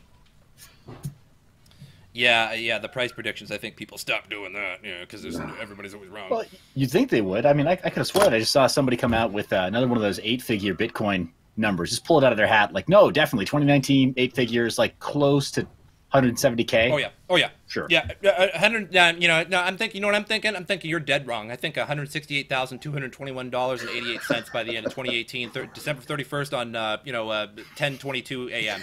Like, what did you get this? Did you do math or what? Like I want that math. Yeah, right. Hey, by the way, we're launching an exchange. Yeah, there's never any never self-serving their advice, right? Ever. Right. Yeah. Never conflict of interest. I've never seen it. Never. Not once. But so yeah, I don't know. What is the whole Grincoin thing? Where did this what is this Mimblewimble privacy? Why was it $250? Why not Beam? Why exactly. What Right nobody off the knows. top, I just want to say cash grab, like instinctually. Probably. I mean, and I would have said the same thing if they hadn't been working on the repo and shown active commit history for the last 2 years. So the dev team's legit. They check out. And Tromp, he's got it where it counts, right? Like he's like not like these guys that hit fork and they're done. No, and then can't code their way out of a wet paper bag. Tromp is the real deal. So, I mean, Cuckoo Cycle has been his baby for a while. He's put a lot of hours into this thing. And the fact that it branched into dual proof of work is kind of also it's not entirely untested, right? There are other coins that have tried it. There are coins that have done merge mining as well. Every crypto note was supposed to be merge mineable, and we kind of sort of fell away from that, which I think is really a tragedy. Because if we had more crypto notes that were merge mineable on Kryptonite V8, mining would be crazy profitable on GPUs right now. Oh well. Yeah. So maybe somebody call the dev team over there and see if they can be admonished to make some changes. But now Grin, I think what makes it a little bit different was the fact that they stuck with Cuckoo Cycle. Whereas Beam, it uses the Mimblewimble privacy protocol, but the implementation isn't clean. And then they did kind of rush. So I'm going to agree with that. Like, I can't call them a cash grab because, again, it's like so political nowadays. Like, I don't know if I'll get a private message from the developers being like, I saw what you said on MrSotko's podcast. I'm going to sue you for libel, right? Like, whatever, defamation. So you got to be careful. But now Grin, they did it right with Mimblewimble, and they used the Cuckoo Cycle, which is one of these like GPU leaning proof of work algorithms. But then Trump said, you know what, we're gonna let this fork. And as the market sort of develops towards ASICs, it's kind of like if you're walking in the park with a buddy and somebody loses control of their Rottweiler, goes off the leash, all you got to do is be faster than your buddy, right? Yeah.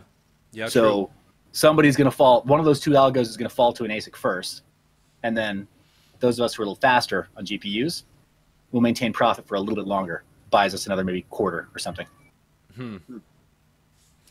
Yeah, I mean, wasn't there a lot of backers of like Grin? Wasn't there a lot of VC backers and essentially a lot of like whale miners? Because I mean, mining Grin was quite difficult. I tried it for a little bit, and you're like, you can't. It's like basically impossible to get shares because it's just like these whale farms somewhere are mining it. Like the FOMO was real, real.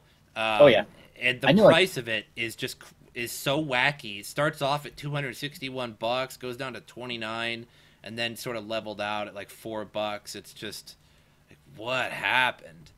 I mean, alpha buying is, in my opinion, in any technology, whether it's a virtual or actual hardware, alpha buying is always a bad idea. So I think it's those first OTC buyers that were like, I just got to be the first to have it because I've got money burning a hole in my pocket and it's a privacy-oriented currency. So why not? You can't prove I have it. Yeah, you got to wait. You really got to wait to buy in and sell like when a new coin hits the markets, because it can just like I was looking at them, you know, like new coins, because you can go to CoinMarketCap and like look at the new, like the trending, like the new coins that are just listed, and some of them are like whoop and go up, and then some of them are like bam and just down. So it's just like there's no like strategy for it other than just like I gotta wait, you know. Yeah. Sometimes you can get lucky and sell it immediately, or sometimes selling it immediately is just a terrible idea. And I think in the case of Grin, selling it immediately was a really great idea. But you can see there's like virtually no volume, where like that was within like a few hours that it dipped that fast. So that was only a few buyers, but somebody had to buy that for $250. Ouch. I've got a story that's a little story from the trenches here, if you want to hear it, from Sure. pre-launch. I know a guy that he operates a data center for a mining group, group of investors, and as you know, everything was struggling. Beam was okay, but like not a lot of people were actually switching their rigs to Beam, and he was focused on Grin pre-launch, and he found a separate investor group that was saying, our mining facility isn't built out the same way yours is. We understand you have cards that are like this, like you asked before, who's got a mining facility full of 1080 Ti's. Well, these guys have a wing of it that's full of 1080 Ti's. So they had 11 gig cards. They also had some 8 gig cards. And he's told the guy, we'll rent our data center to you. He rented their rigs, 6-card 1080 Ti rigs. Yeah. For, I can't name the exact price, but I'll say it would make the launch price of Grin look petty by comparison, because they optimized one of the miners pre-launch as guys for a couple of weeks. So they didn't even they generated 0 coins. They won no block rewards. They just rented the ideal mining rig profile to a third-party buyer that just wanted to validate their approach to mining for cash, fiat. So there's a Grin story that doesn't even involve actual Grin. Wow. Yeah, they just wanted to. Okay. All right. That's interesting. Interesting one. I'm not even mad. I mean, if I could rent whatever rig I had lying around, like, oh, you don't actually want to mine, you just want to pretend mine on testnet? Okay. Here's the cash price. I still really like Platypus's little story. Platypus and I, there's another person that's supposed to be on, he couldn't make it today. We met with my channel, and we started playing games and talking about crypto. We initially started talking about what we should buy into, and now we usually mine and buy the same thing sometimes, like we're good friends to this day. And me and a couple friends, we're playing a game, and then all of a sudden out of nowhere, he's like, okay, but guys, I bought Patcoin. And I'm like, what? I'm like, what is Patcoin? Like, at the time, like, it just came out. Like, nobody heard of it. I'm like, what is Patcoin, man? Like, and I look it up. I look up the website, the People's Alternative Choice. I mean, this thing looks like Dollar General macaroni and cheese. You know what I mean? Like, the website, you're like, oh, man, it's just made on Wix, bro. Like, it's just... It looks so Chinese, and I think it was like $80 of it, so not much, you know what I mean? And eventually he couldn't sell it on Cryptopia, so he just moved it and sold it. Like, he's like, I don't want this anymore. I sold it, and it was like literally a month later that YouTube channel, JR Business, was shilling Patcoin with their big black magic markers and their you ever see JR Business, dude? You gotta see JR Business, man. It's these kids that ran this YouTube channel called JR Garage, where their parents clearly run a Lambo garage or something like that, where they like drive them around, pretend they're theirs because they had a paper route and they bought all this, like, yeah, you know what I mean? And anyway, so then they made this JR Business where they would just shill crypto and be like, oh, XRP is the most decentralized coin, it's soon to be the most decentralized coin. And you're like, oh, man, my brain, I got instant headache. Anyway, and they shilled Patcoin. And Patcoin went from like 0.00002 cents to like 1.5 cents because of that shill. So like his Patcoin would have generated like 10,000-fold profit had he like held on to it and attempted to sell it around that, So his $80 would have been like 80,000 or some ridiculous amount, like in Patcoin that he bought like when it first came out on Cryptopia. Oh man, he's just like, every time I say that, like he's just like, oh man. Here's the thing though, man, you can never quite tell when you're gonna be along for the ride in a pump and dump. Sure, yeah, exactly. No, I get it, but it's just the fact of looking back on it, I suppose, which you can do with like virtually any currency. But it was it was just a coincidence that he buys this pack coin, you know, and then it just gets pumped by JR Business. Yeah, it's like these high school kids, man. It's the most ridiculous. Like Doug Polk Crypto made fun of him for a while. And like they had this one video where they're like, yeah, all these coins are up and then they're down, bro. Like, what am I saying? All these coins are lit, bro. They would say words like that. Like hot, yeah, like these are swole, you know. And then like one's like, whoa, he's like, whoa, I gotta talk about XRP real quick. It's because it's soon to be the most decentralized crypto. And you're like, right, XRP, huh? With that proof of work algorithm, right? Yeah. Yeah, right. With that public immutable ledger. Right. Just like, where did you even hear? Like, I don't even understand where. Like, it's okay to be wrong, you know. Be like, oh, this coin. You're like, oh, I think you meant the other coin. You're like, oh, okay. But like, where did you even get that from XRP? Like, you don't even mine it. It's just made out of nowhere. Like, it's basically just a wannabe banker coin that somebody's trying to implement. Like, it's a financial protocol. It's not even a blockchain. That's the thing. It's got a token, but it's not a blockchain. That's just. I don't get it. Anyway, but yeah, good stuff. Well, 2017, man, year of the shill, right? So yeah, 2019 is the year of the privacy coin so far. Got Veil, Beam, Grin. You probably name half a dozen more, but I think it's because I was just saying. I think before you got on the channel, Seth, is that like 2017, everybody was trading, making money, and then you see those horror stories of I owe $800,000 to the IRS. Like, what happened? And then so like 2019 comes along and people are like, wait, what if I make a privacy coin and then trade that on a non-KYC exchange? Nobody will know that I was trading it. Oh, this is a great idea now, or whatever. I think that's kind of the reason. Yeah. No, it's brilliant. I hope that's how 2019 plays out. I hope it becomes more of the year of the privacy coin, because that's what crypto has needed for so long. Meep knows. Like we chat kind of on the regular about new proofs of work, and man, if ProgPoW were implemented correctly on a privacy coin like Monero, it'd be game over. Every GPU miner would go there. Like, why would you bother mining anything else? Yeah, exactly. Yeah.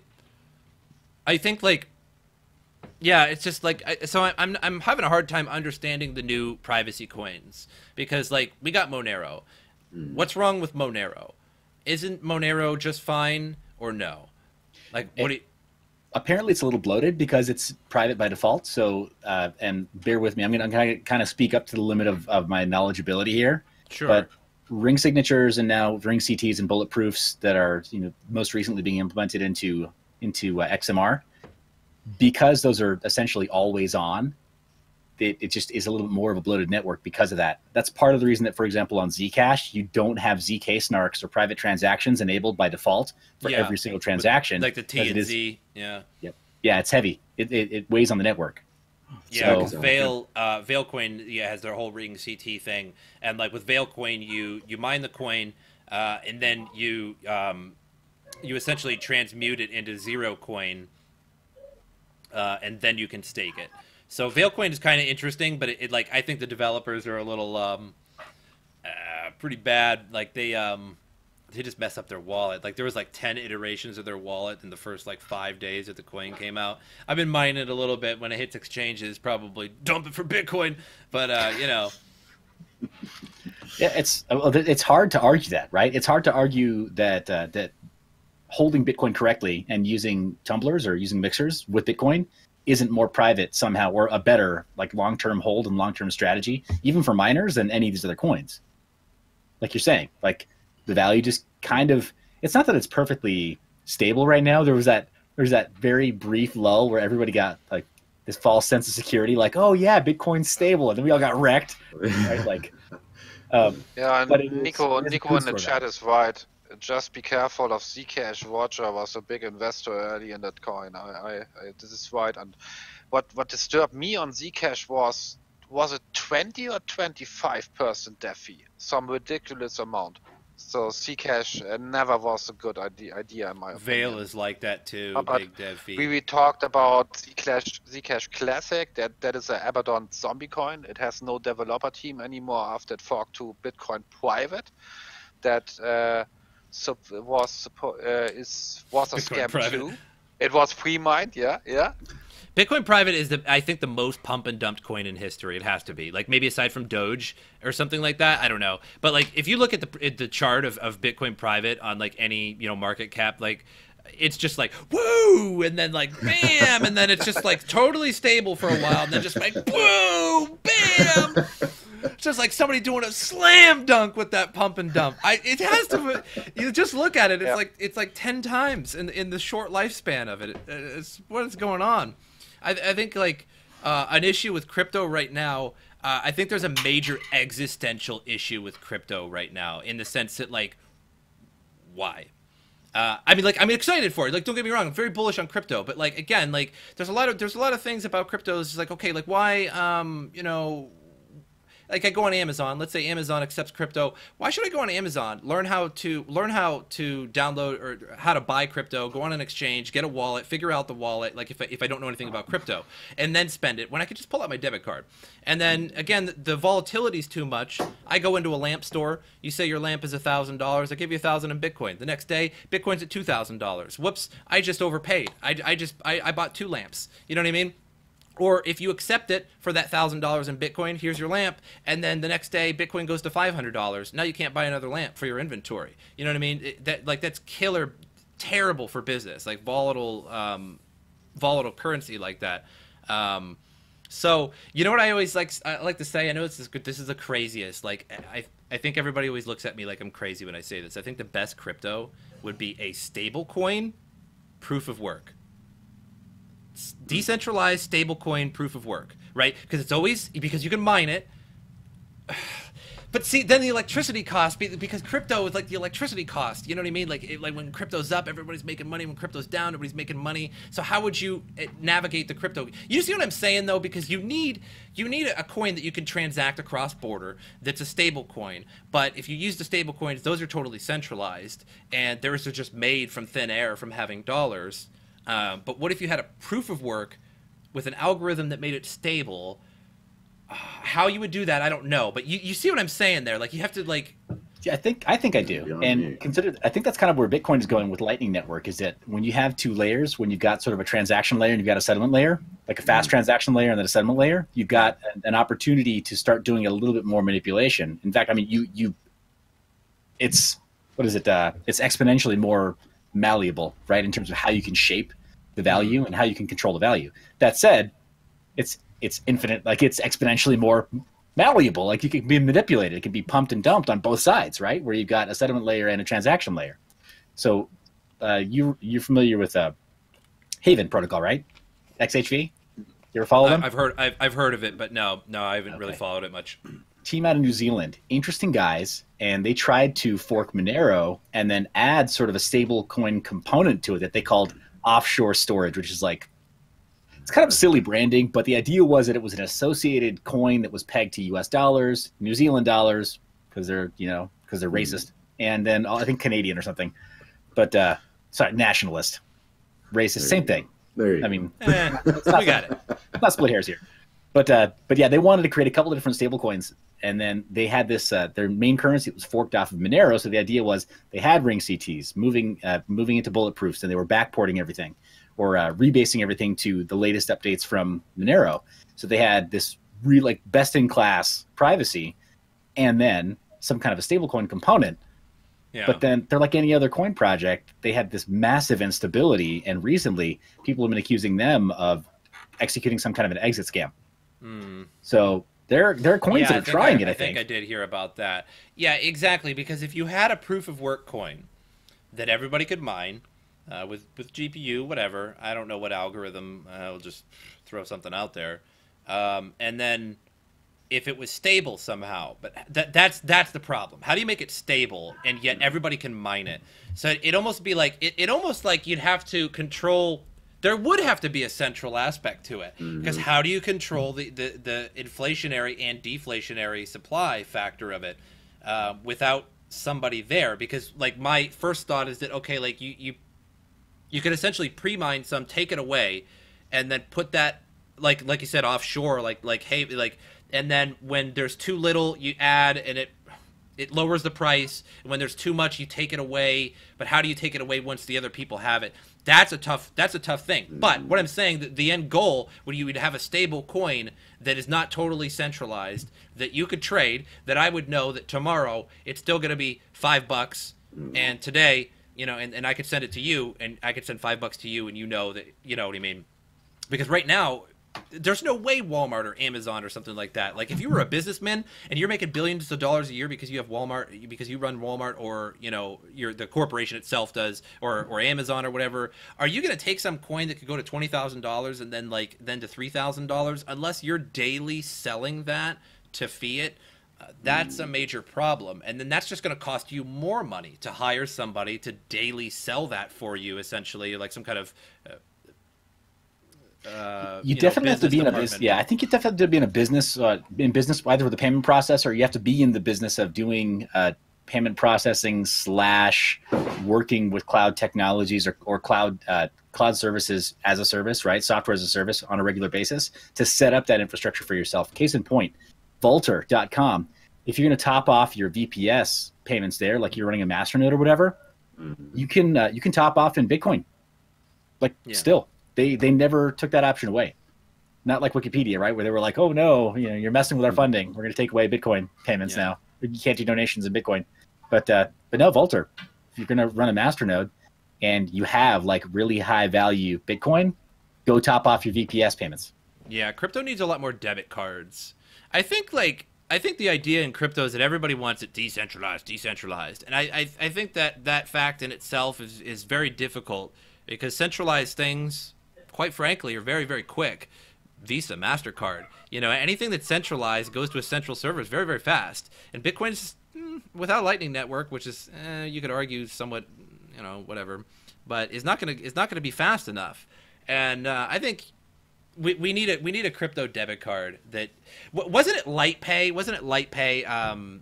Litecoin Pay or whatever, that they came out with that they were going to come out with a debit card for Litecoin where like you could load it with Litecoin, then you could take it to a vendor and swipe it, you know what I mean, like gas station, grocery store, anywhere, and it would automatically pay that vendor fiat and transfer it for you. But then you'd have to have a centralized process in between to transfer that fiat from Litecoin to fiat to give it to the vendor, because vendors, like, you might be like, hey, do you accept Litecoin? Fuck your Litecoin. I don't know what Litecoin is. You know what I mean? I'm a gas station attendant. I don't know what you're talking about. You know what I mean? You're like, well, I want these Pringles in this gallon of gas. You know what I mean? And right, so I got to ask Sotko, tell me you've tried this already. Shift card? Yeah. Yeah, but there are some credit cards already. Yeah, yes. It says, is this just already a Bitcoin credit card? Yeah. Show it again. This is on Bitcoin right here. It's technically backed by. We're going to dox their payment processor right now. Gold, oil, diamonds. Yeah, right. They've got it listed on the back. If it's got the Visa logo on the front, then it has to name the bank that is backing the transactions and doing the merchant processing on the back. Sure. Yeah. So they have got Metropolitan Commercial Bank, member FDIC. So you're spending Bitcoin, but you're still doing a handshake with the Fed. Yeah, I think that needs to be a little bit more mainstream. I think what does that accept? Just Bitcoin? You can just load Bitcoin onto it, like with their website or something. Actually, this is cool. You can link it to your Coinbase, so you got to be okay with doing the KYC of Coinbase, right? So how does it take it out of your Coinbase account when you swipe it? Like, let's say you have Litecoin, Ethereum, and Bitcoin. You got $10 of each, and you buy something that's $10. Does it take it from all three like equally? Yeah, you designate an account. Oh, hey, sweets. I'm live right now, live streaming. Oh, cool. Oh, are you? Sorry. Hey, wifey. Let me know when you're free to chat. Will do. Waifu is just fine. Waifu. That's what I'm saying, man. Happy wife, happy life. It's Absolutely. true. It's true. Absolutely. So they have an app right here, and they'll do the instant transaction this way. Oh, I haven't signed in a minute, so I actually have to go back through my sign-in right there. But you can sign in either with Coinbase or with Dwolla is the other backer right there. And Dwolla is it's an odd combination, right? Because Dwolla is this corporate payment processor. So if you run a business, a bit like I know Meep runs a business. Those of us who are business owners maybe have employees or even just contractors. You might use Dwolla as sort of like a payment solution for your contractors to give them some kind of a payment card that then helps you do the accounting on the fly as they're making expenses. So that way they don't have to like submit expense reports to you or whatever else. It's lets everybody be lazy, basically. Mikey Dent, guy in blue, knows a lot. We're all like three out of 4 of us are wearing blue. And all you guys are wearing hoodies today. So yeah, all of us. So guy in the hoodie knows a lot. So the card though, like you link it to your Coinbase, okay? Yeah. You swipe it at a vendor. What does it take out of your account? Just Bitcoin? Yeah. So I'd hoped that the app was already signed in. Sorry about that. I would hope it was already logged in. But from within that application, when you first do your setup of the account, you can designate which fund you're going to pull from. Designate. Okay. Yeah. So it's Bitcoin, Litecoin, Bitcoin Cash, obviously Ethereum, and then they added Ethereum Classic last I checked. It'd be cool if they added Basic Attention Token. I don't know how many of their main coins they've added for you to debit from, but the app will tell you. That might not happen because they only have USDC on Coinbase. Yeah. So what are the fees like on that? But I guess if the bank just pays for it. Oh, that's just it, right? Now you've got Visa involved, so it climbs back up to like 2 to 3%, right? There it is. Yeah. Yeah. Well, dude, I mean, everybody's got to eat. I think like people are, everybody's got to eat those fees, but what happens though? Another question: what happens when Bitcoin blocks fill up and the fees start to get higher? Do you eat those fees? Or does the vendor eat those fees? Or does the bank eat the fees or Visa? You know what I'm saying? Because if it's 2 or 3%, all good. That's only like $3 out of a $100 purchase. Fair enough, right? But I went to buy a $700 graphics card, 2 of them actually from Newegg.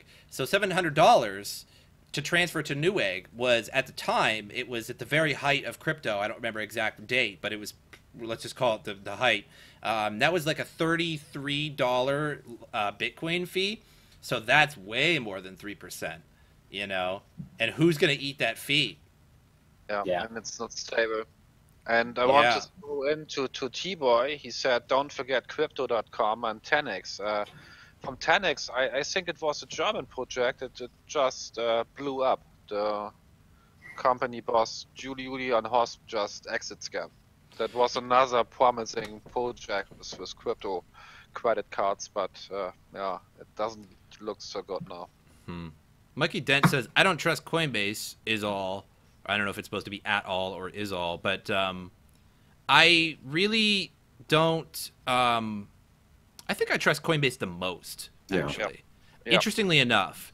Because they're U.S. first of all, and I'm U.S. It's the first entry point for most crypto users, and they're insured like a lot. Unlike I think a lot of exchanges, like if you lose your crypto, it's just like, well, I don't know, we'll make up a token for you or something so you can trade it for Bitcoin because everybody's gonna want to be receiving our Cryptopia token after we try to refund you for your 16 million loss. So I think I actually trust. Not so much Coinbase, because Coinbase, who uses Coinbase, right? It's GDAX. Well, now it's Coinbase Pro. Now it's Coinbase Pro. It sounds so much better, Yeah, it sounds terrible. I wish I never did that. GDAX sounded sweet. You're like, where do you trade on? GDAX. Whoa, I don't even know what that means. You're like, I don't know what that means either, but it sounds sweet. But GDAX is great. Coinbase Pro, whatever. But Coinbase, man, you buy Bitcoin on Coinbase, you're gonna feel that burn. You're gonna feel that burn. Especially consider you could buy and sell on Coinbase. So you would just like eat this massive fee from buying, eat a massive fee from selling. You'd have to buy in at Bitcoin and sell it at 20,000 just to make some profit. Yeah, definitely. But Coinbase is good. Yeah. Yeah. So what I'll say as far as the Shift card, as far as actually using it, my experience in using it is that it for me as a consultant. Let's just say, for example, I've got a client in Germany, which I've had paying clients from across the pond. Sure. They could try to do an international wire, but I mean, that's not fun. International wire, and then you've got AML crap to deal with. The money. I mean, if it's a non-trivial amount of money, like if you get into 5 figures, then good luck seeing that in the next 72 hours, week. Right. Whereas Bitcoin, 10 minutes later, confirmed. So, but like, you're a grocery store, at a department store, and you swipe that card. How long do you have to sit there and wait for it to confirm? Or is it settles pretty quick? immediately. That's just it. Immediately. You've got the that's kind of where Because the bank settles it immediately for you, and then the Exactly. bank receives. Okay. exactly. But then they ping your Coinbase account to just see like available balance at the time, snapshot of BTC value at the time, and then Coinbase honors that snapshot at the time of swipe or whatever chip card. So and then the interesting. application, it's weird. Like your phone will actually like ping you and say you just made a transaction of this amount. Gives you transaction IDs, tells you gives you the Bitcoin TX ID. So it's really helpful. I'm just gonna say, as far as being like a bridge technology, it's really usable. Yeah, that's cool. But internationally, it kind of sucks. Takes forever. Sort of. Well, here's what I'm saying. Here's what I'm getting at. If I had to get money from somebody internationally that I was going to spend of theirs, and do that via international wire, it's going to take a long time. Meep was saying it's going to take 5 days. It's going to take a week. Yeah. Whereas depends on the country, but satisfied. 5 days. Where if you just accept crypto outright, it's going to be there really fast. Yeah, exactly. Have them do a Bitcoin transfer directly to your Coinbase wallet. All of a sudden, you've already got payment to go and transact wherever you need to on behalf of this client, and it's public ledger, so you can track all the funds transferred as well. And even for tax purposes, if you had to go that route, and we all know Bitcoin isn't the crypto that you use if you want to avoid taxes. Right. Right. No, not at all. Not at all. Everyone's like, right, no. Rabble. Good stuff. So, pardon me, Sotko. We haven't spoken before. What are you mining currently? Like I said, I was mining Veilcoin. Some S coin, man. Is it gonna go places? Maybe. But yeah, I actually got Veilcoin from Goose. He made a video on Veilcoin, and I was just like, you know what? Because I was done with WebChain. I was mining WebChain for a while, just to see if it would go up in price. And their project, that stinks to high heaven. So I was like, you know what? I'm dumping this. And then I like literally that day I saw Goose make a video on Veilcoin. So I was like, you know what? Why not? And I started mining. I don't mine it like every day though. I don't know. I just I've accumulated a little bit, and when it reaches exchanges, I'll probably just get Bitcoin, send it to my Bitcoin pile. So yeah, nothing too crazy. Veil, what do you got? What are you sporting? Oh, dude, Grin. Yeah, no. You're on Grin. Okay. Yeah, Grin. Right. Yeah, just because it's so profitable right now, and everything that can mine it, 8 GB cards, Nvidia's, AMD's can mine it too. My Vega cards actually are mining it right now. I thought you didn't have any Vega cards, or you have some. A few. Okay. Just 6. That's still good. 6 Vegas is no joke though. Vegas are the real deal, man. Yep, it is like that HBM too. Yep. Sotko mines WebChain still. I do not, Nico. Yeah, I think Vega still has a lot of hidden profits and hidden. Yeah, especially right. And we are still waiting for the Vega pill, some optimization like. Especially with a Vega pill. Oh man, that would be quite handy. Who's making that? The noise? No, the Vega pill. Who's actually making it? Yeah, I think the same company who made the Ethereum enlargement pill around Christy Lee. That one, that same one. Yeah, that's the same connection, sure. And there are rumors for even more pills, like Nvidia pills for the 1070 and so on. And the only one the community got for free that is well known is the pill for the 1080 and 1080 Ti. So like a freebie, or I don't know, but this is what the community knows. Zombie's asking you, are you using Grin Gold Miner for the Vegas? I don't know. I got a good one who takes care for my mining farm. And that's right. Yeah. So somebody my answer would be if he searches for somebody who is very skilled in that, I got a good contact. But just go to Mind Your Biz to Seth Estrada. He is the connection point for that. But as far as I can remember, yes, it was that Bitcoin gold miner. That's an excellent shill. I loved it. I know, right? I loved it, dude. It was so good. He didn't stutter And, on that at all, for man. every new follower today who joins MrSotko or says Estrada gets some Meep coin for free. Yeah, sure. Snap. Is that so? Is it Meep token on Raven, or is it Yeah, on Ethereum. It's an Ethereum token. Okay. Good stuff. Yeah, it's the same. It's based on the technology of Sotko token. Yeah, on right on top of Sotko coin and Meep coin, and they're just, I mean, their technology is way too complicated to even talk about on here. Way too complicated. MrSotko made a video how to make our own token or own coin. I followed the rules, so it's actually is based on Sotko token, but my coin sure is technically advanced. Just way too advanced. To the moon, dude. It's amazing. Is there any way I can trade my my testnet ERC20 token for some, or are you guys not doing any exchanging? Just yeah, you can throw your testnet tokens at my address and have them disappear. your Robstein tokens. Yes, but they're yeah. So it's GFY token. So that is I've got like 10 trillion GFY. Ooh. Sitting. You know what? I am the sole holder of 1 million Sotko coin. You know, and with that amount of demand on all of the exchanges, the buyers are just pouring up on the depth charts, and there ain't nothing on that sell chart, and so it's just, I mean, people just got to keep bidding higher and higher, man. Maybe one day I'll put it on when I see you got a nice sweet offer on there. I actually contacted the exchange Stex. They have like a little thing like you can click on at the bottom to list a coin, and it was like 1 BTC to list your coin. And I just basically they wanted to know the decimals and blah blah blah, you know, of all like the ERC coin, and I'm just like, I was pointing it in, you know, whatever. And half the stuff I just whiffed. It was like, what's your website? YouTube.com/MrSotko. What's the token? What's the token picture? I upload my thumbnail. I'm like, oh yeah, no, that's good.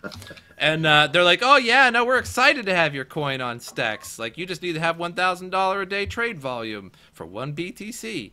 And like for Ethereum and Litecoin pairing, it was like half a BTC.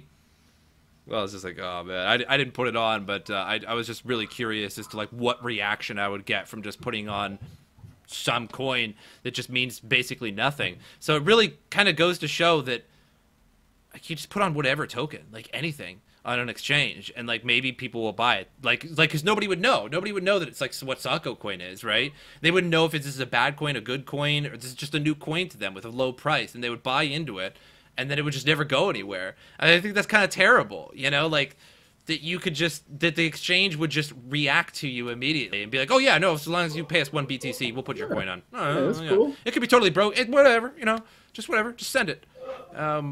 And so then people, you know, they don't even do it at all. They don't even look into it. They're not even like, oh, hey guys, you heard of Sotko coin? No, sounds like somebody made that up, dude. Okay, we'll cancel this one, you know? They didn't even bother. They're just like, oh, 1 BTC. Ooh, He's got $1,000 trade volume. We got a bite. We got a bite, guys. Oh man. You gotta wonder. I mean, some of these places, some of these exchanges, they're not. I mean, you know, they're set up in markets where 1 BTC goes a long way, right? Between a 2 or 3 person dev team. So yeah. No, I'm not bashing. I'm not bashing the sense that like it's a low fee or a high fee. It's just like that they'll just be like, oh no, that's fine. Sotko coin, no, it's fine. I looked into it. It's fine. It's very good coin. ERC20. Like, what does it do? You can send it back and forth to people. And anything else? Nah, that's all we need, man. Just need to be able to send it back and forth. You can always, just in the meta description, air quotes, utility token. It's a community token. It's a utility token. Oh yeah. And community token. Like, oh yeah, what's it do? Well, I can send it to you. And then, if you want, you could send it to somebody else. What do you think of that? What do you think of that? Huh? Wow. That's revolutionary, man.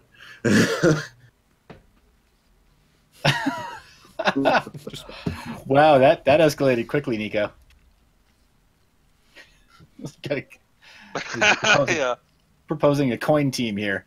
technical marketing beard guy money now doing. Yeah, great. Yeah. Yeah, next I know there's gonna be a Wix website called Sotko.com where it just sells Sotko coin. Well, I didn't make this. It's got my name. It says like endorse MrSotko endorses Sotko coin, like my picture. Like, you guys can take the screenshot right now. Wait, let me check my glasses. It's like all the PewDiePie coins that are out there. They're like 5 Brofist coins. Are they really? Oh yeah, and none of them are endorsed by him at all. Oh no, of course not. You know what I don't understand is why some of the big streamers and you know, like Dr. Disrespect, Shroud, you know, Ninja. I think Ninja actually does. You know, some of the big streamers, insanely huge YouTubers like PewDiePie and stuff, don't accept crypto. You know, like, you would get so much. You get so much more. Like, maybe somebody isn't willing to whip out their debit card for you, but maybe they're willing to whip out that big old wallet. You know what I'm saying? That Bitcoin wallet and give you some. I think you could really increase your revenue. And another thing too, if I was PewDiePie, I would live stream from time to time. You know how much money you'd make with like 1 million people watching you? He'd get like 100,000 people watching him. His videos get like 5 million views in like 2 hours. So imagine if you... PewDiePie breeds rare air, though. Here's the thing, man. He's broken the mold every single time, right? Like, you remember when he hit 50 million subscribers and everyone was like, oh my gosh, 50 million. He's like almost at 80 million now. So YouTube can't even write policy fast enough for it to apply to him. Like, I wouldn't be surprised if they literally told him you cannot stream, because like you're saying, like if his active user base, if they tuned in live, his views would outstrip, say, like whatever daily televised syndicated news. Like, I mean, whatever. The local news channels in like LA and New York don't get that many live views. Dude, yeah, because like Ninja, I think when he was with Drake, like streaming Fortnite with Drake, he was like, what was that, like 600,000 viewers? It was like the all-time high of Twitch. I think PewDiePie could like easily get those numbers. Like if he started streaming on Twitch and YouTube, you know, and like it was like, oh my god, PewDiePie is live, like playing a game. Like you just like the money would just be rolling in, like hundreds of. It'd have to be like 200,000 live viewers at least, like anytime. You could just like turn it on. It could just be like 200,000 views, and just like the donations, just like super chats rolling in. See, I personally, so I suspect that if PewDiePie decided to try live streaming, he could be one of the first people to do multi-million live viewers. Maybe 1 million viewers. He could break. I think that would be the first person in absolute history on YouTube and Twitch and any kind of live streaming, any internet. 1 million viewers. Yeah, whoever breaks 1 million viewers really is going to go down in history. You know, the all-time, like till the end of time. You know, be like the first person to ever break 1 million live viewers, like on any platform, Twitch, YouTube, whatever.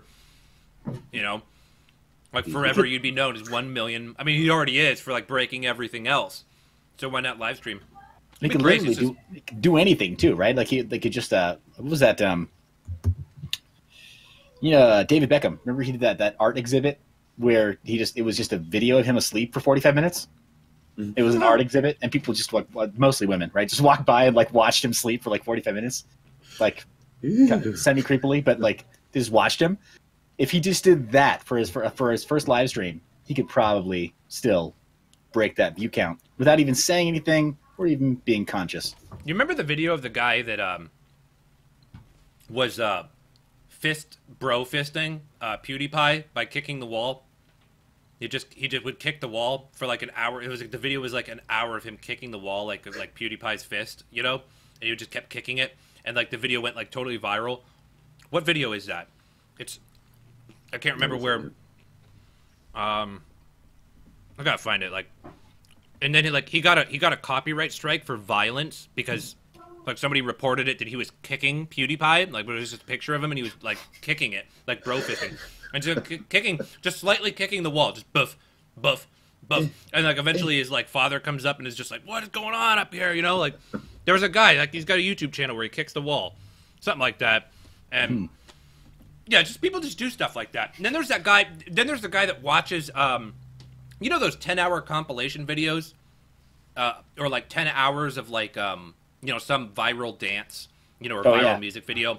And like screaming goat 10 hours straight. And then there's a video of like Logan Paul's music video or whatever, or Jake Paul. I honestly don't know the difference between them. Literally, I can't tell. But it's like a Jake Paul music video where he's just, like on cars and he's like, making $1 billion for doing nothing basically and rapping terribly.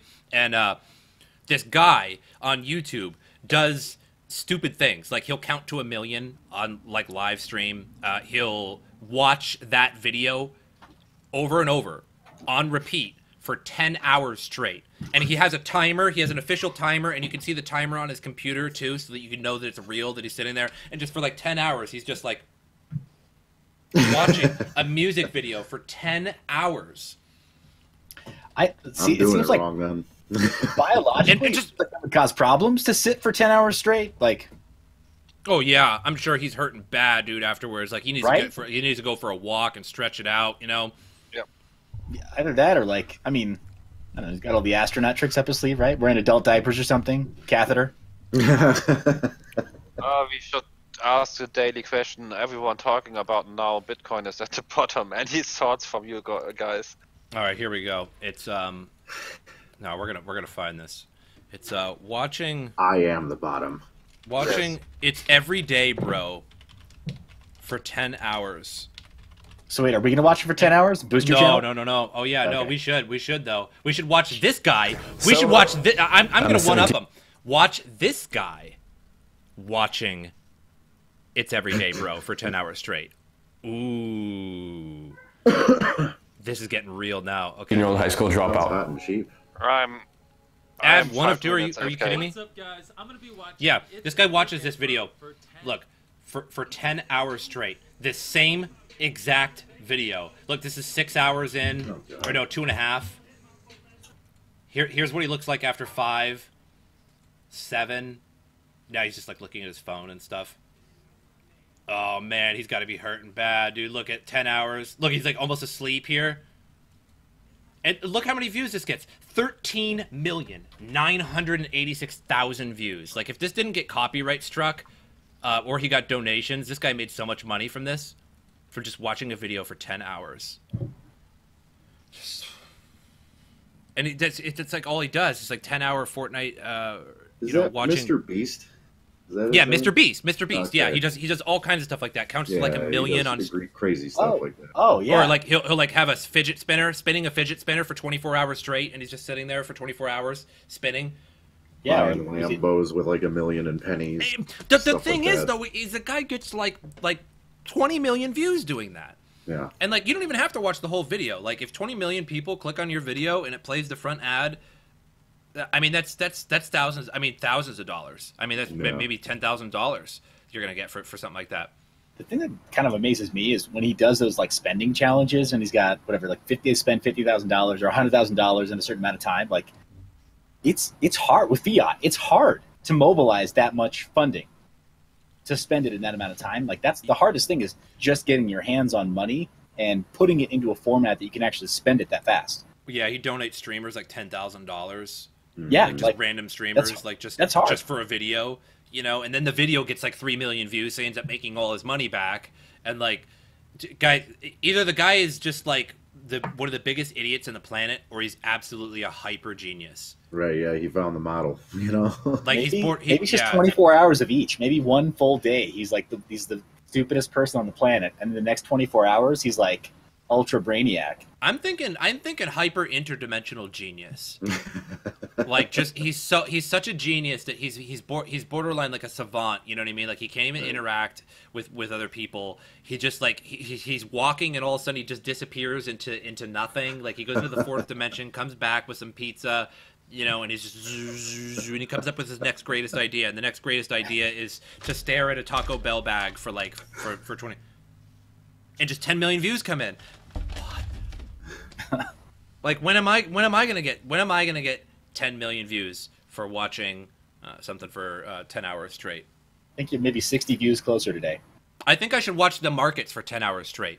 Watching the crypto market for 10 hours straight. I'll just be like watching Bitcoin kind of. Will it be like one of those no laugh, no cry challenges? Yeah. Man, so weird. What'll be the other parameters? Can you like not touch your face or like not laugh? Man, I don't know. Like I don't even know if this guy goes to the bathroom for 10 hours. He's got a piss cup. Piss I jug. bet, yeah, I'd straight strap like well, you just gotta take a little piece of plastic around there and like with a little tube at the end, so you can just And home piss. catheter. There's no way. Like I don't get these streamers either. Like there's like streamers that like they won't leave because like if you're streaming and you walk away from your computer. Like, let's say you got 20 viewers, like, on Twitch. You come back, there's, like, 18. There's 17, 15. So I imagine if you had, like, 4,000 people watching, and when you come back and you lose 600 people, that's pretty detrimental, right? Mm. So, like, how do these people piss? Because I'll watch them, and, like, they don't piss for, like, 6-8 hours. Like, how do you even do that? You know what I mean? You have to be, like, you must have to be, like... 6 hours in, I'd be just like, oh my god, drill sergeant, I gotta piss so bad. Private Parker's gotta piss. You know what I mean? I think they have a good microphone and they piss into the bottle. Jesus Christ, man. Maybe. All you need is a microphone with a good noise reduction. I think, yeah, I think there was like one. Those paper clips, you know, they're really big with the Office paper clips. Well, I'm not going to describe in detail, but you see where I'm going with that, right? Like, oh god, aid. Mechanical Yes. Tell your tricks. Tell us your tricks. No. Direct line. No, I can't go back to P prison. Thanks. No. There was one streamer that got called out by his girlfriend or something like that. I don't know if it was a practical joke or not, but she basically went into his room and you know while he wasn't there and showed like how many piss jugs he had. Just like all his 20 ounces were just filled with piss. I mean, did his viewership like grow after that, or did it just stay the same? Watch a lot of Trailer Park Boys, huh? Yeah, you definitely got to have something hooked up, man. Like that guy not getting up for 10 hours. I couldn't handle it, man. No, I can't even sit still for like weird, 20, dude. Man. Yeah, are you kidding me? Like when I'm live streaming, I'm up like every other game. I'm like, Newbie tells us he can game 5 to 8 hours without taking a piss, and it's just 15 and more years of training. The trick is don't drink too much. Yeah, I suppose, man. Some people can do it, dude. Man, like I'll have to. I gotta go right now, man. You kidding me? It's been 2 hours. I didn't even ask. Yeah, I came in late. I was just coming back from somewhere else. You've already been live for 2 hours? Yeah, we are almost at the end. I think we reached our time, 2 hours and 10 minutes. If I could just selfishly admonish anybody who's watching right now, guys, that's the $5 word. So I want to challenge anybody watching right now to donate $5 to Super Chat, MrSotko. Yeah. $5 word for $5. Admonish. I thought you were going to self-shield there for a second. I was like, yeah, that's fair enough. Fair enough. And get Sotko coin in return. No Sotko coin. It costs real Ethereum to do that. Whoa. It cost me Ethereum and gas. Oh man. Anyway, yeah, I should start some kind of like little like donation pool for the podcast, for anybody that goes on the podcast, if anybody donates. But so far I don't think we're big enough for that just yet, but you know, if it gets a lot bigger, yeah, maybe, you know, have a little donation pool and just split it, you know, at the end. So, I don't know. I think actually your subscriber count it's not. You are what's her name? Naomi Brockwell? Naomi Brockwell? I want to say you've got about the same subscriber count that she does, and when she loops her live streams through bitbacker.io, she gets BTC tips. Yeah. I mean, she's female, so. Yeah. I was thinking about when you go on Twitch, and you look at League of Legends, and she's got 3,000 subscribers and or 3,000 viewers, and she's in Bronze League on League of Legends. You ain't there for that good gameplay. You know what I'm saying? I mean, geez, I got tits. Hey, Nubi, thanks to Nubi for 15 knocks. Whatever this is, but it seems to be more than $5. Yeah. And thank you, Alex. A bit more than $5 after conversion, but I don't know what YouTube takes. YouTube takes a little bit. Yeah, the super chats are. The super chats, they do take a reasonable amount. Yeah, it's like 30 to 45 in some cases too. Yeah. Usually it's better just for like PayPal. Yeah, but either way, hey. It worked, Seth. So we got one. Nice. Nice. Like, yeah, that's not enough. You get take that one back and challenge him for like $15 or something. Huh? Yeah, man. Next time, man. What are you doing? Why didn't you say 35, 50? Anyway, I'm glad to talk to you guys today. It was cool to get this really diverse. It's unfortunate that Platypus wasn't here with us. That would have been fun. Yeah. But I appreciate you guys for coming. I think I'm probably gonna get out of here. I think you know what though. I might later tonight, if the wife and the boy go to sleep kind of early, I might have to get back on Resident Evil 2 Remastered. There you go. Woo! And finish that up because I played it till like 2 in the morning, from like 10 to 2 in the morning. I played it for like 4 hours, and I think I'm like halfway through the game or something, or at least like three quarters through the game. So I got to finish that up. So anybody that's happens to not sleep, come check me out.